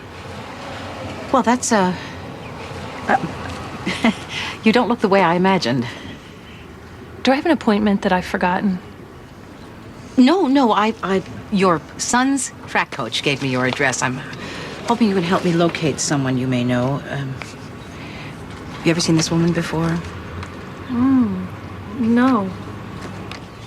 I'm sorry, who did you say you were? I am, well, you know that's a very long story. I have time. Actually, I don't. I'm sorry to have disturbed you. Excuse me. You can't just knock on my door and show me a picture of a woman with a black eye and then leave without ever telling me who you are. I am a seeker of the truth. Tell me, Mrs. Kinrich, how much thought have you given to your salvation? I was in the middle of something. Goodbye.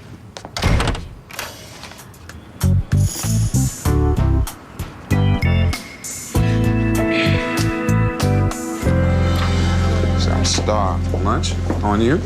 You're on your own. I'm having lunch with Lolly. Bruce! He's here.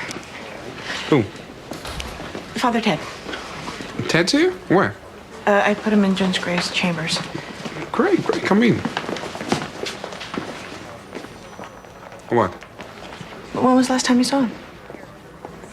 About a year ago. Why? You might want to go in by yourself. At least initially.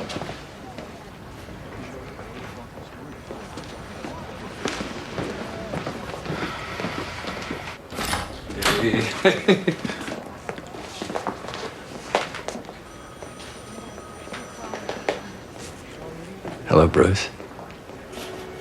Ted?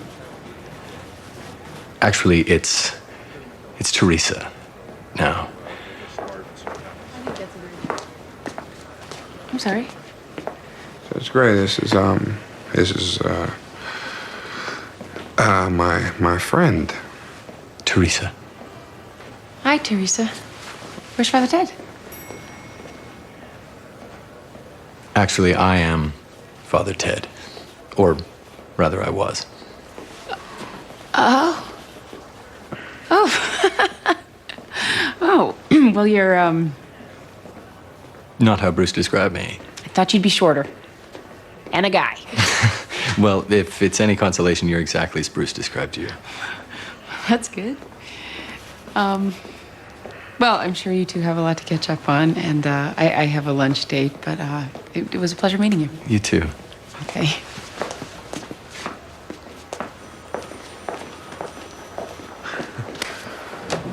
I'm sorry, Bruce. I thought about this a lot. There was no good way to tell you. No, it's fine. You know, this is fine. It's just okay. Yeah, it's blowing my mind. Look, if you want to cancel dinner, I'll understand. No. Where you want to go? Slade's Chop House. Where else? But listen, do you want to maybe go and have a cup of coffee now? I can't. You know, I got so much to do, you know, work stuff. Well, then, I guess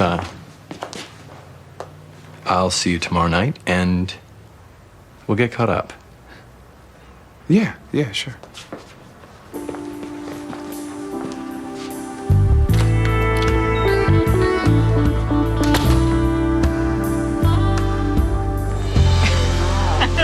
And I'm still coaching soccer, and Charlie made All-Stars. And Nick is on some Chamber of Commerce committee, and he's gone half the time, and I might as well be a single mother. But we just added a game room on, so I forgive him.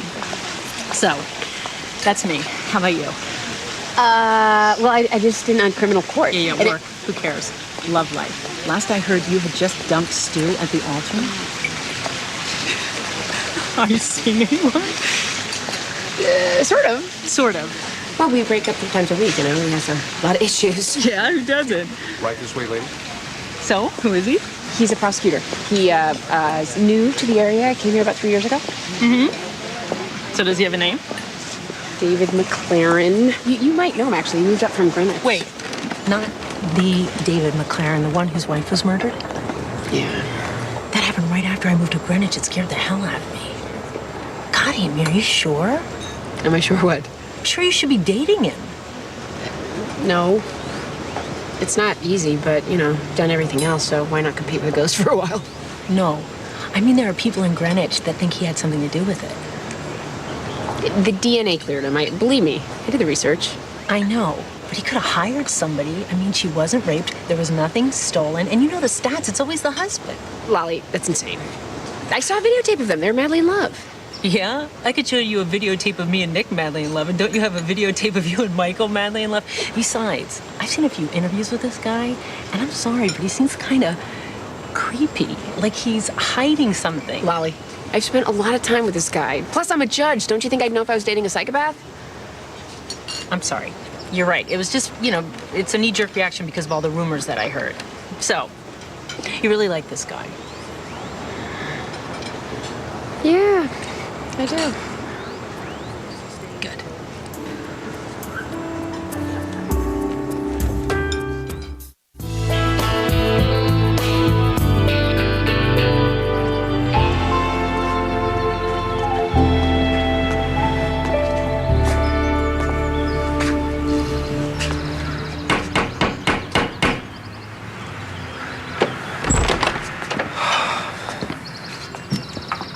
Kyle? Mr. Labonte, how are you? What are you doing here? I'm looking for Heather. You don't know where Heather is? No, I don't. That's why I just spent this month's rent on a plane ticket to get here. And why I've left you 11 messages, none of which you've returned. Yes. I'm sorry about that, but I make it a point not to get involved in my daughter's business. You were very involved when you asked me to make an honest woman out of her.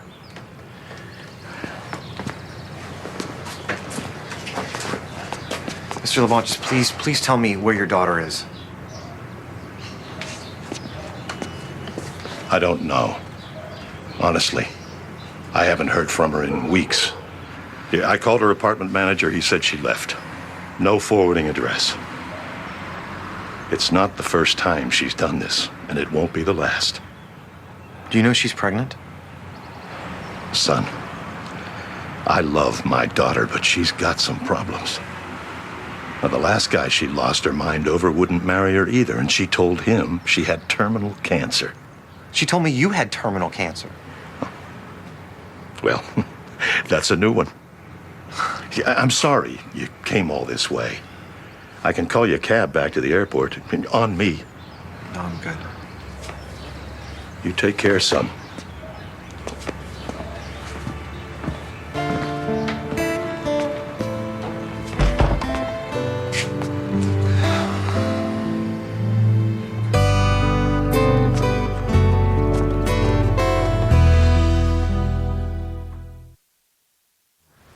I was asleep, and then I woke up because I heard a car screech.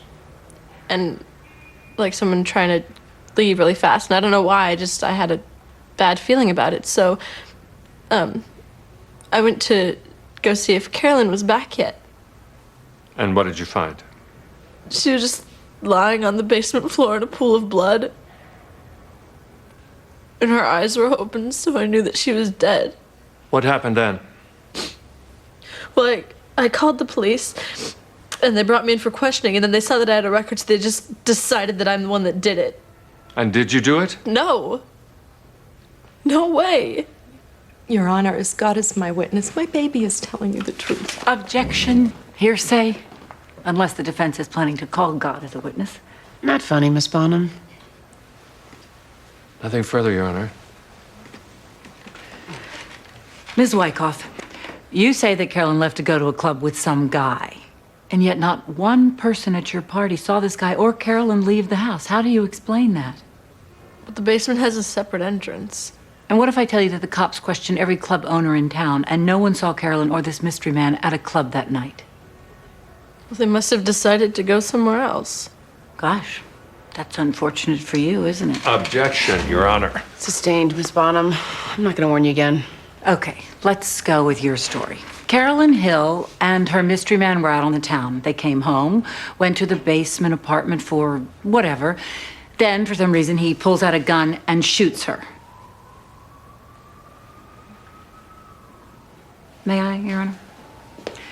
So, here you are, asleep, almost directly above where Carolyn was shot 5 times. You didn't hear the 5 gunshots. I'm a deep sleeper. Yet you were awakened by the sound of a car leaving the house. The party was really loud. Maybe she was shot during the party. But I thought you said she'd gone off with her mystery man. Well, maybe they left and then they came back. So they left the party and came back without anybody seeing them. And he shot her without anybody hearing it, and then screeched off many hours later while you were asleep. Well, maybe he left earlier and then he came back. To the scene of the crime after he'd managed to flee unnoticed? But I don't know, killers do that all the time. I see it on those true crime shows, but I don't know. I can't explain it. I'll bet. Nothing further, Your Honor.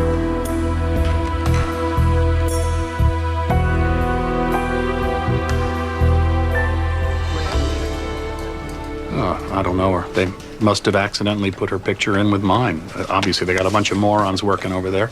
That may be true, but the woman with the black eyes on the same roll of negatives as your son's track meet. Well, I don't know how that happened. I don't know her. All right, well, I found you, and I will find her, but wouldn't you rather tell me your side of the story first, or would you prefer to wait until your wife is present, and I have a court order to remove your son? Okay.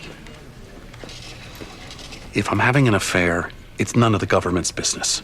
It is. if you're beating your mistress. I'm not. And she would tell you the same thing. Then give me her name and number so she can do that.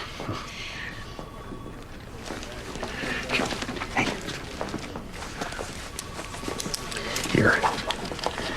Just leave my wife out of it.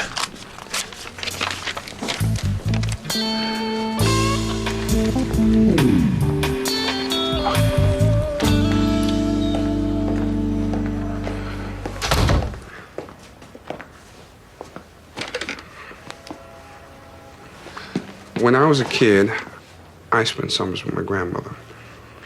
She taught me that the world is divided between the open-minded and the closed-minded. To have a closed mind was to judge others and separate yourself from a loving God. Sounds like a wise woman. If my grandmother could see Father Ted, she would slap the taste out of his mouth. Well, you don't have the corner in the existential crisis market. Has Lolly turned into a Larry? No. But she did tell me that a sizable portion of Greenwich thinks that David McLaren may have murdered his wife. Whoa. Yeah. Look, if it makes you feel any better, you might be blinded by the Pepsodent smile, but if David McLaren was that far off, I would know. Just like you knew your friend, Father Ted. Hello? Hey, Ladybug, what's up? She saying when she's coming back? I see. All right. You keep all the doors locked and call Mrs. Franklin if you need anything, okay? Bye-bye.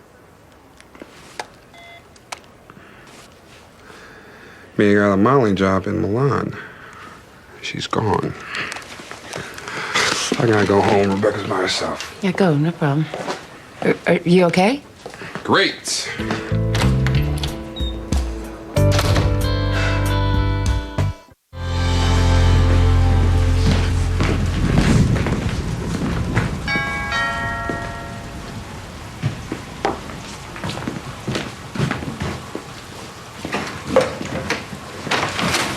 Hey. Hey.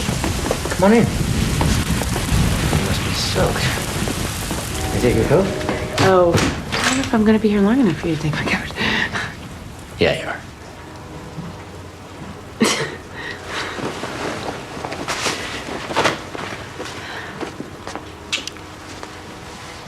Trying to figure out why I'm in trouble this time. What did I do? I didn't kiss you on the cheek. I didn't yell at Donna, did I? Stop it. Have you heard from Victor? Yeah, he and Lauren are having a grand time. They got a room together, a heart-shaped bed, and a jacuzzi. I sent him a bottle of champagne from us. Glass of wine? Sure. I just poured it. Get the bottle. Make yourself at home. You're working. Yeah, always working until something better comes along.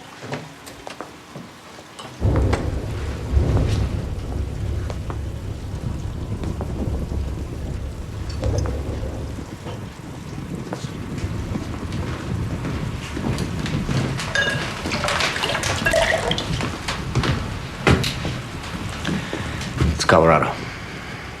Cheers.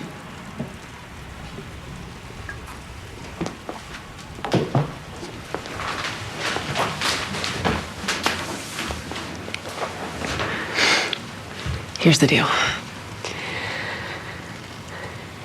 I need to know what you're not telling me. I know that you have some grand plan about when and if you're going to tell it, but I would like to have some clue because people are starting to say things to me.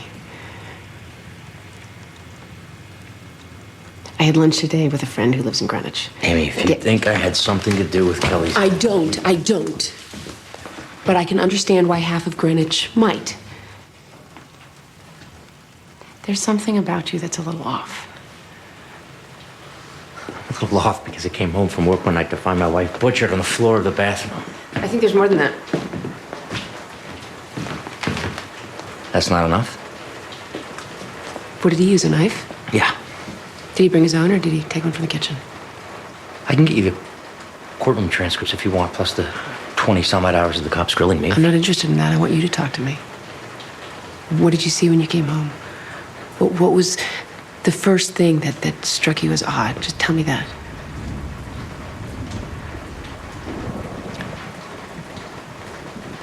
There was a lamp on the floor of the bedroom. And then what? I called out for Kelly. She didn't answer. I went to look for her, and then I found. That's it. Victor told Lauren there was a lot of blood. Amy, come on. I don't know what he saw. He won't talk to me. You'd have to ask his shrink. Was he here when it happened? No, I was. Look, he was at a friend's house. I picked him up from work.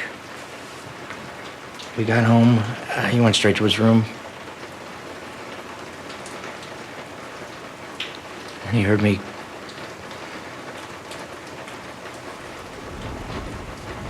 I don't know what he heard. I saw him coming down the hallway, and I slammed the door and told him to call 911 because Mom was hurt.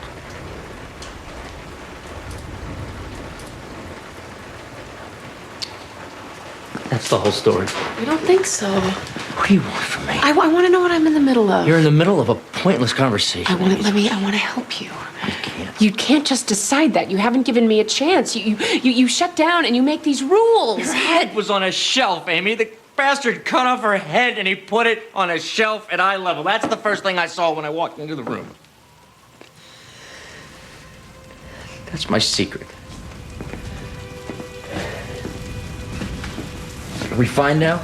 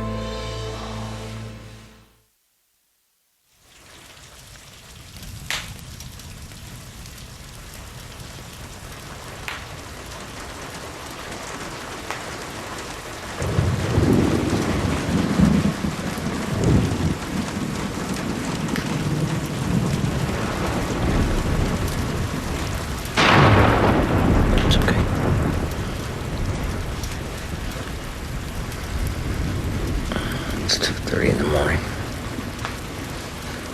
You're not mad at me. What for? For making you tell that story. Oh, it's good for me.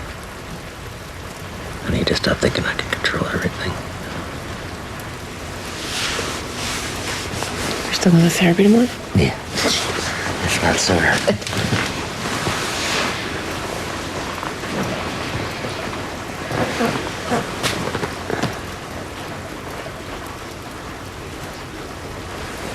I can't let you go out there in that. That just wouldn't be right. Come here.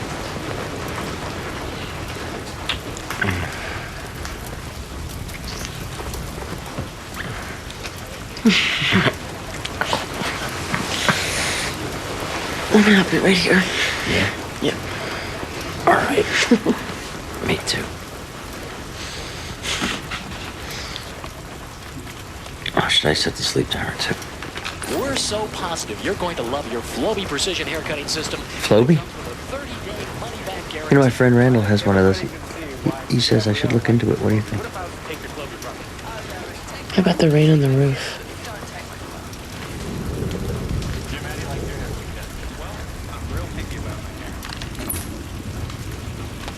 There you go. Women. I'm rusty.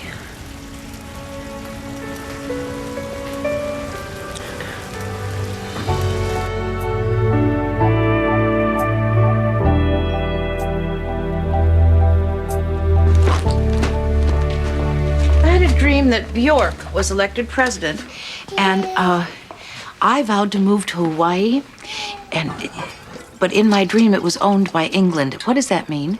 I think it means that you secretly want to move to a tropical climate with bad food. And the Bjork part? I'm not touching that. Good morning, assorted relatives.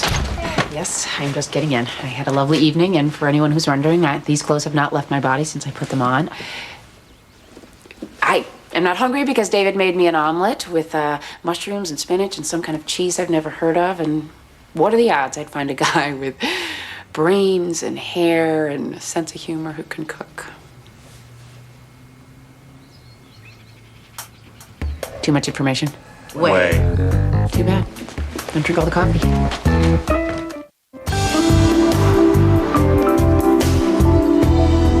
Jenny Wyckoff has a demonstrated pattern of acting out when she doesn't get what she wants. Carolyn Hill was in the house to prevent Jenny from getting something that she wanted, and she was found lying dead in the basement. That's a troubling nexus. But we don't have a gun, smoking or otherwise. We don't have a witness. All we really have is a pattern of behavior and a conclusion. And though it might be logical, it does not convince me beyond a reasonable doubt that Jenny committed the murder. So in the matter before the court, I find no probable cause to charge Jenny Wyckoff with murder. I'm not done. Now, I said I wasn't convinced that you did it. I'm also not convinced that you didn't. And if you are innocent, you have caused your own trouble by a long pattern of bad behavior.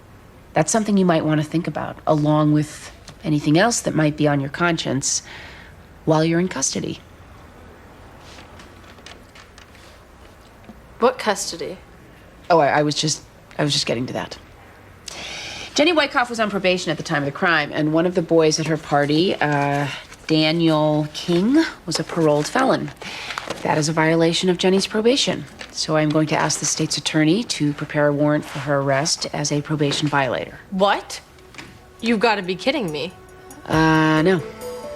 No, I actually couldn't be more serious. Good luck. We're done. Next case. Yes, Claire Schwame, this is Maxine Gray. I got your number from Roger Kinrich. This is the third message I've left. Would you call me at the number I left, or you can also reach me?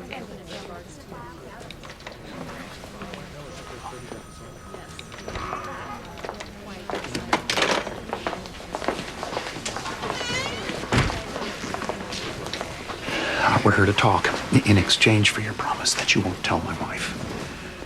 Miss Schwame, perhaps it would be better if we talked in private. That really isn't necessary.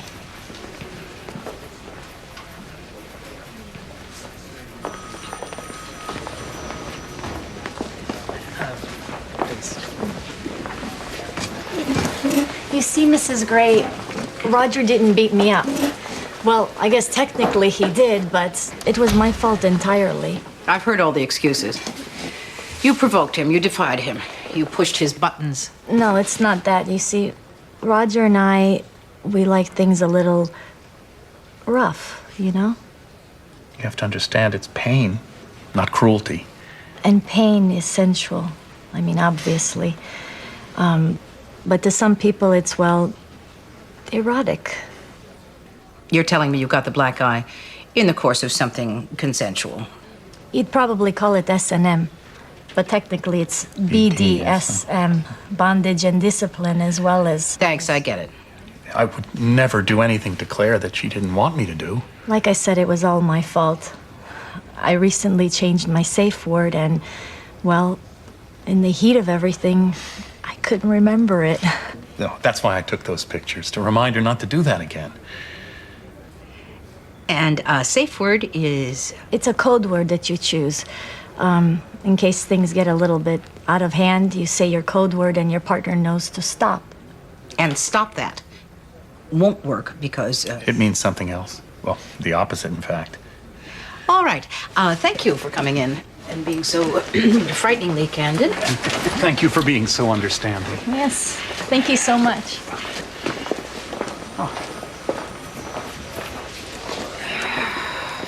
Well? You were right. They were not in need of our services, and I have officially stopped trying to understand anything.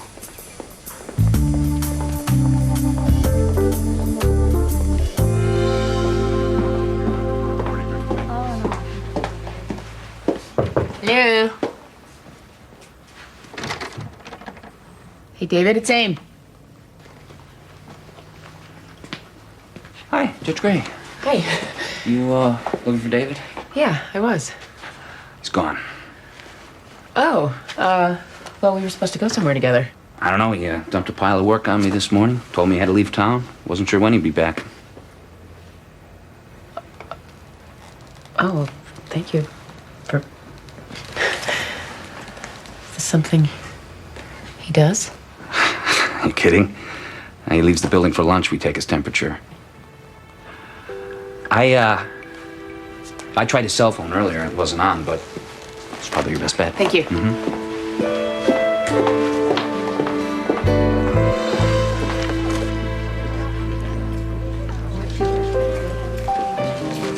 A rose for your lady? He's not my... She's not... no, thank you. I'm sorry. She caught me off guard. I should have handled it. You should have bought me a rose. Your drink, sir. Thank you. So, how far did you go with this makeover?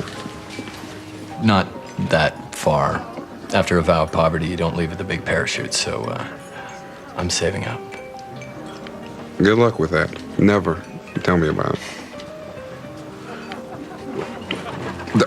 What about, I mean, you were a priest. I am a priest. Well, explain the theology. You should have been born female, but God made a mistake? I don't know. I'm still praying on that one. You know what I was planning to talk to you about tonight? Church crisis. How shaky it's made my faith, but I gotta be honest with you, this is not helping. Look, life is imperfect, Bruce. In fact, it's a mess. If you can hold on to your faith, you've got some hope that it'll all make sense in the end. If you let go of your faith, all you have is the mess. Look, so what's going on with you? Well, Mia moved back in, but she's gone now. No notice, no goodbye, just up and took a job in Europe. Don't you ever have any new problems? No, this time I think it's for good. You're a great guy, Bruce. No, you are. You're a great guy, and you can't find a stable relationship to save your life. You might want to look at that. I'm so scared what you might be suggesting. Well, I'm single. You're single. We're both Catholic, and they say it's best if you're friends first.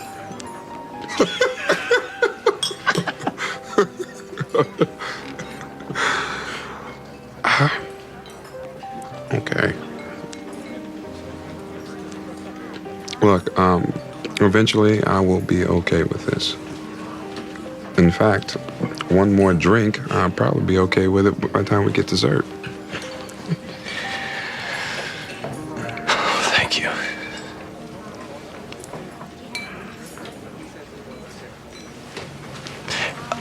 Now, will you buy me the rose? Don't push your luck.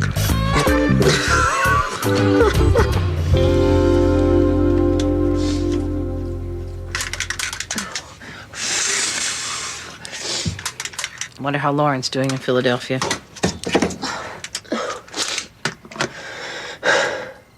Amy? What's wrong? Is Lauren in Philadelphia? No. Work. David McLaren. He left town. You know, I told him if he ever did that running away thing again, we were through. I told him. He did it anyway. I should never have gotten involved with him. Too soon. Too loaded. I knew that. Yeah, I turned him down the first time he asked me out. But then I called him when he was walking away. You know why? Because I'm an idiot. Amy, I know think you need to all I stop. want is a normal life. I don't want unmitigated bliss or eternal youth or winning the lottery. I would just like somebody to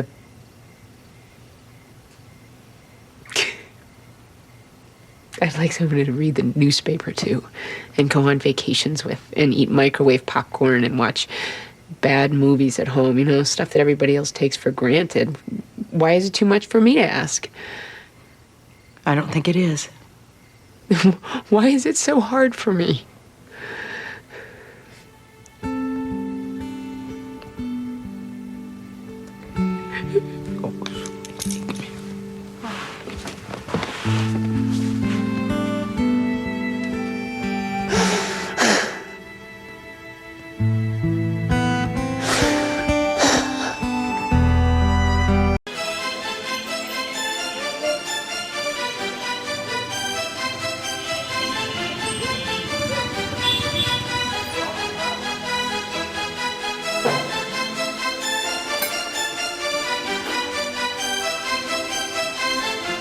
ভাই কি দেখেন?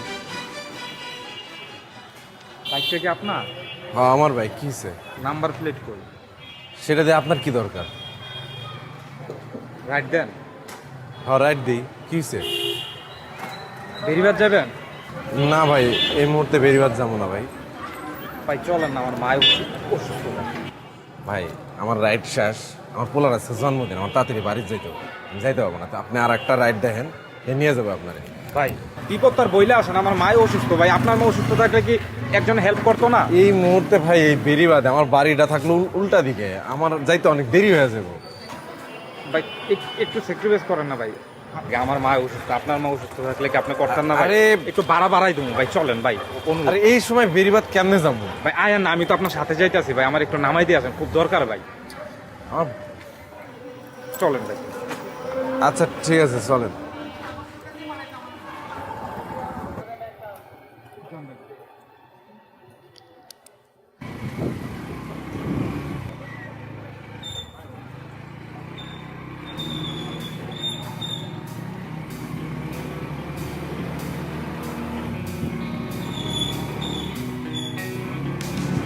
ভাই কোন দিকে?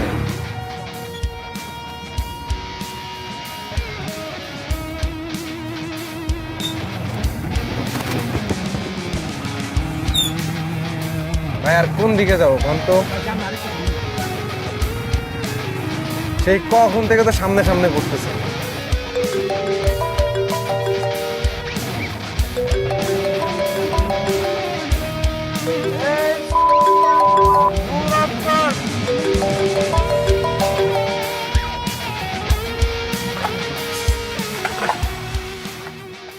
মা, শফিকরে ডাক দাও।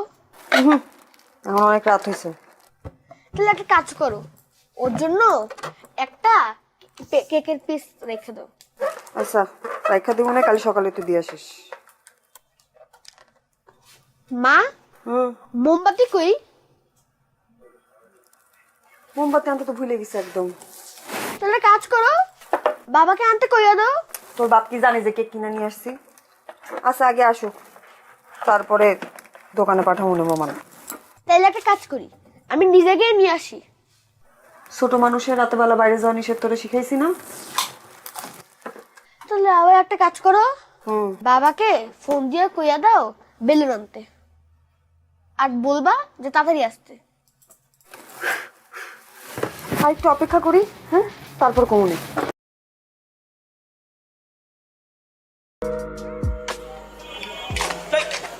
ও তুমি ডরাইছেন? দৌড়াবো কেন? মাগের এরকম আতকা মায়া মনে সামনে চলে আসলে তো একটু চিন্তা লাগেই। আর কালকে আবার তোমার মামার সাথে চ্যালেঞ্জ, বইলাইছো শেষবার মতো চুলদারি আশ্রয় আসতে। শুনেন, কালকের খেলায় আপনি হারবেন। বাবা কনফিডেন্স দেখছো মেয়ে। যদি না হারছেন তাহলে কিন্তু বললাম এটা দিয়ে আমি আমার হাতে আপনার নাম লিখুন। মানে তো তখনই বুঝবেন যখন এটার দায় আপনার উপর পড়বো। সরেন। আরে ভাই নাম লিখবা মানে? কি মুসিবতে বললাম, জিততে না পারে এখন 2 নাম্বারই।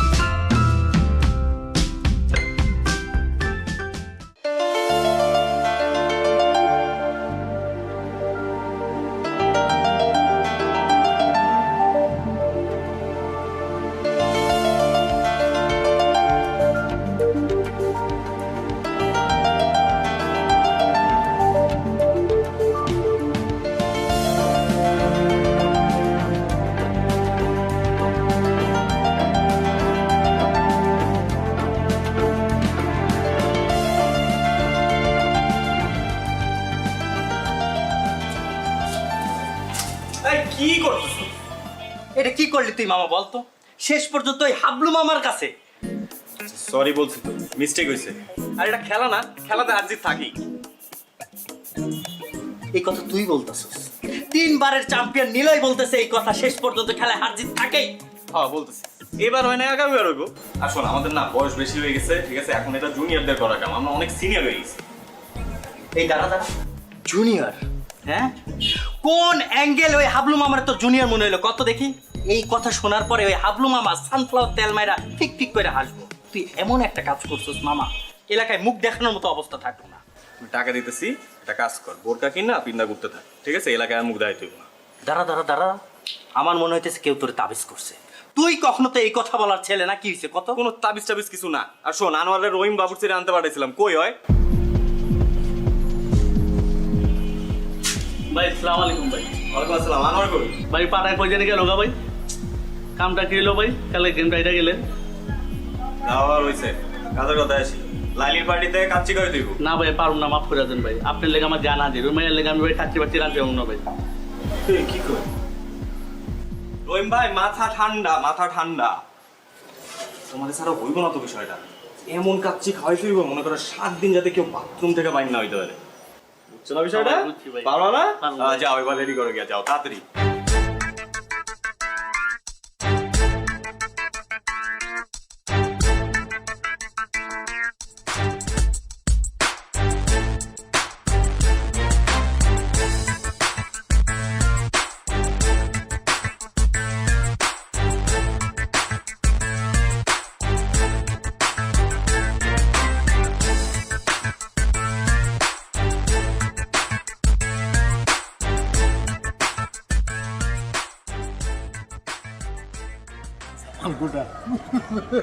একটু বড় খবর হইব।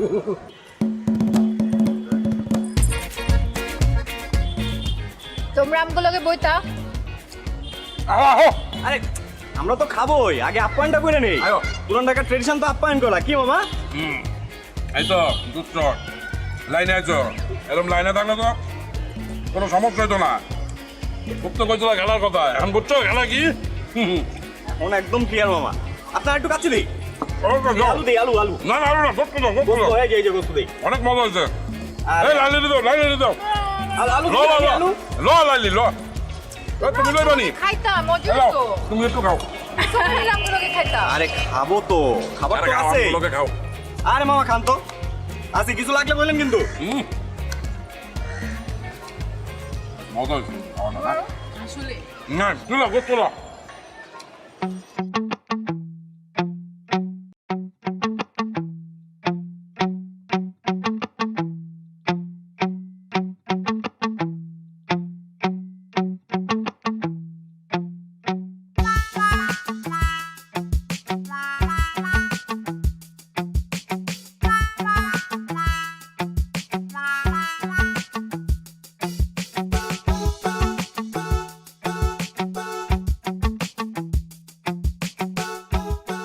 এইবার লইয়া কয়বার হয়েছে?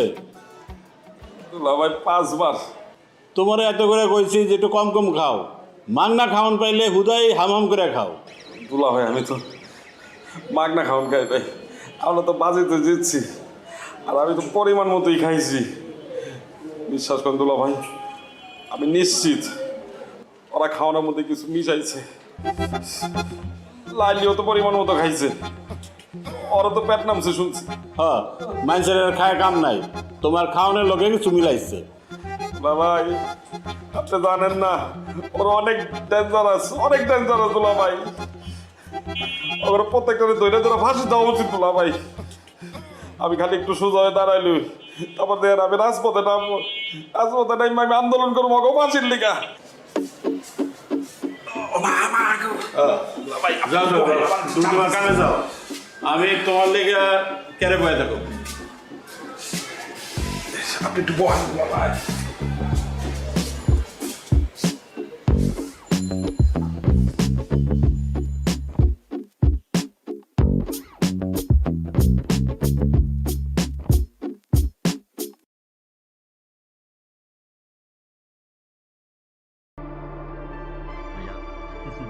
Con gái mẹ mày à? Hôm nay mày đang chửi con Tam đâu mày em? Mấy thằng ấy chửi nhau cứ lôi Bắc Kỳ, miền Bắc các kiểu ra nó chửi mà. Bây giờ có chửi được đâu.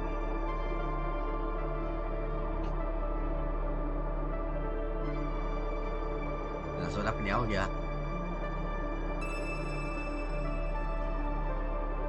Bất tử ba cao cược nữa.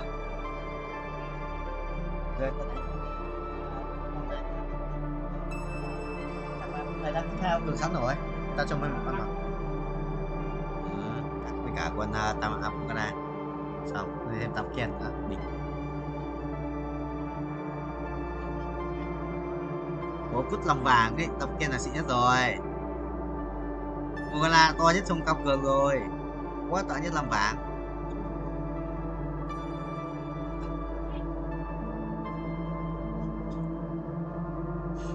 Red 3 kinh ấy.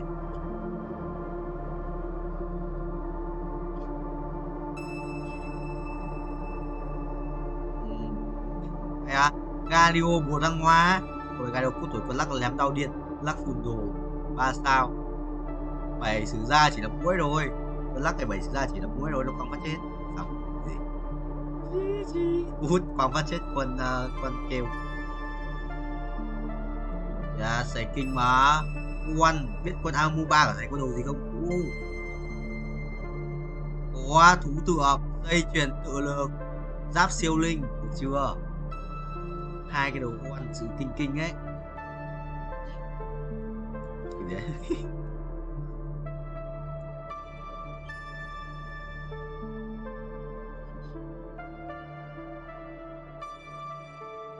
Tam Ken 3 đấy sự đẹp. Tam Ken 3 đấy là sự đẹp ấy. Bởi có nhiều máu cho bố lên Tam Ken 3 ấy. Còn nhiều máu à. Gốc lùi.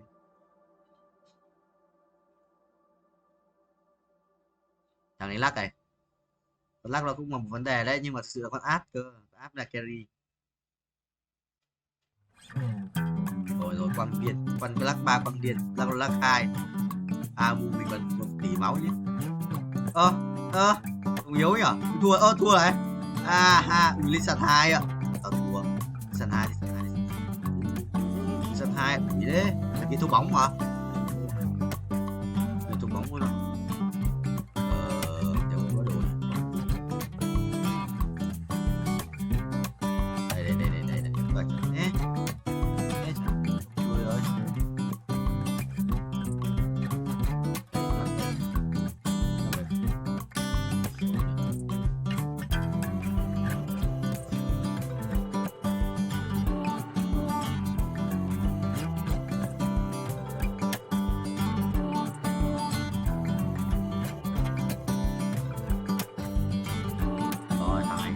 Lắc ở đây xong rồi.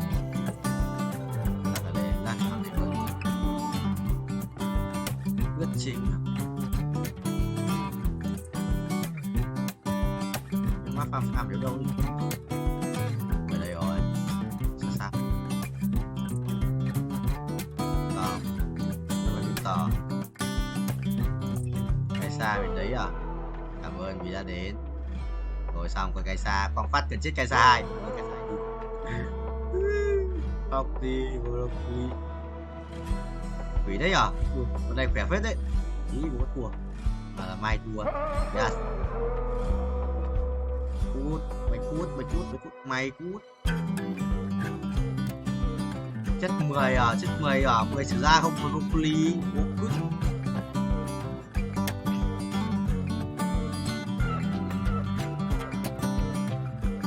Đéo có Tam Ken mà, nếu tao Tam Ken rồi hỏng rồi. Để thằng này Tam Ken 3.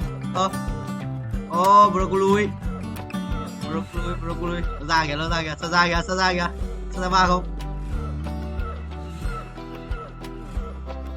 Nổi không?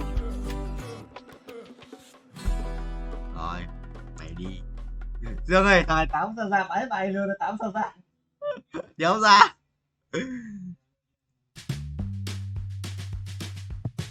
Thằng đi sân 2 ạ, càng 5. Rồi thằng đi sân 2 bố chịu. Mày thua. Đi sân 2 ạ. Rồi đi sân 2 vừa còn đéo chết cơ, đéo nhỏ. Đéo chôn đéo gì. Thắng này, tôi vừa một cua nhỉ. Ui nó nhất ăn mua gần chết kìa, trồn búa. Tam Ken thì ai lỡ giúp Tam Ken này. Mua trôn búa à? Cái đi rồi, cái thôi bóng. Được rồi. Sao ra nữa?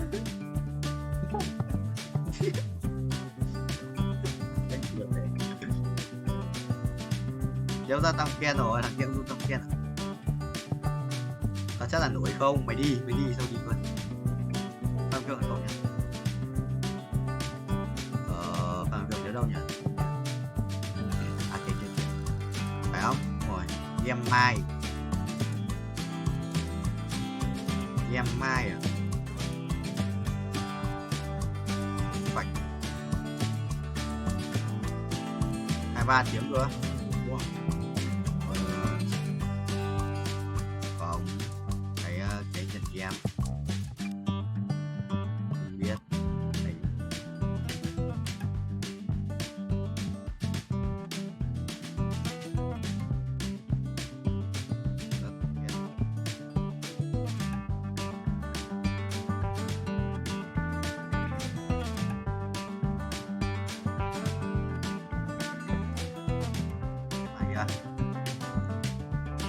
Ủa, ánh sáng à, đồ ánh sáng à? Con mua con nào nó đồ ánh sáng mà sao? Vẻ vẻ đấy, sao cái đầu quăng đầu đấy? Ủa, nó bỏ bài ra cho sao nhỉ?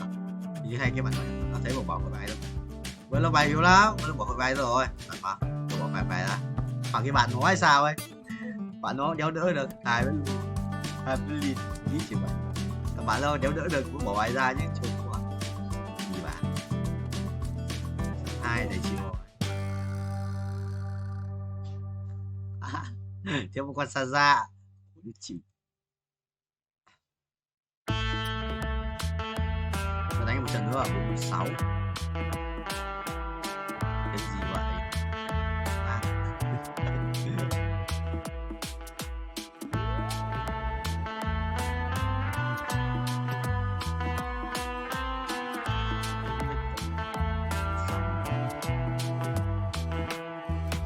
Theo quan tâm. Mày trốn.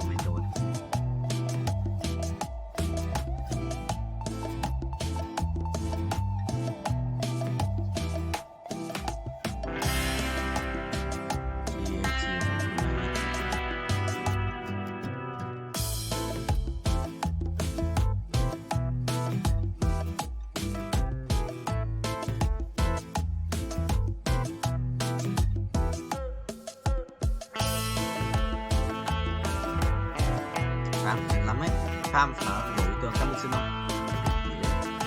Vào đấy.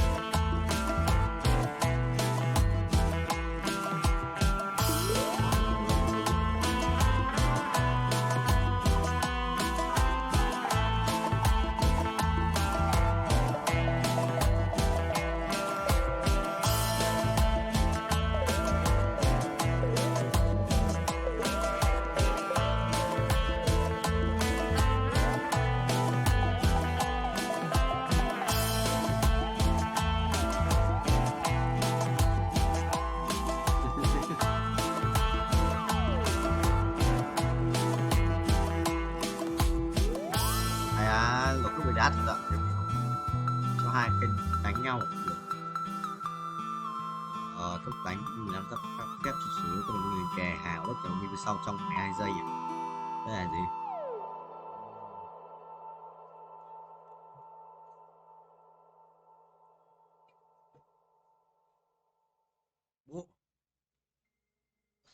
Chạy đi à?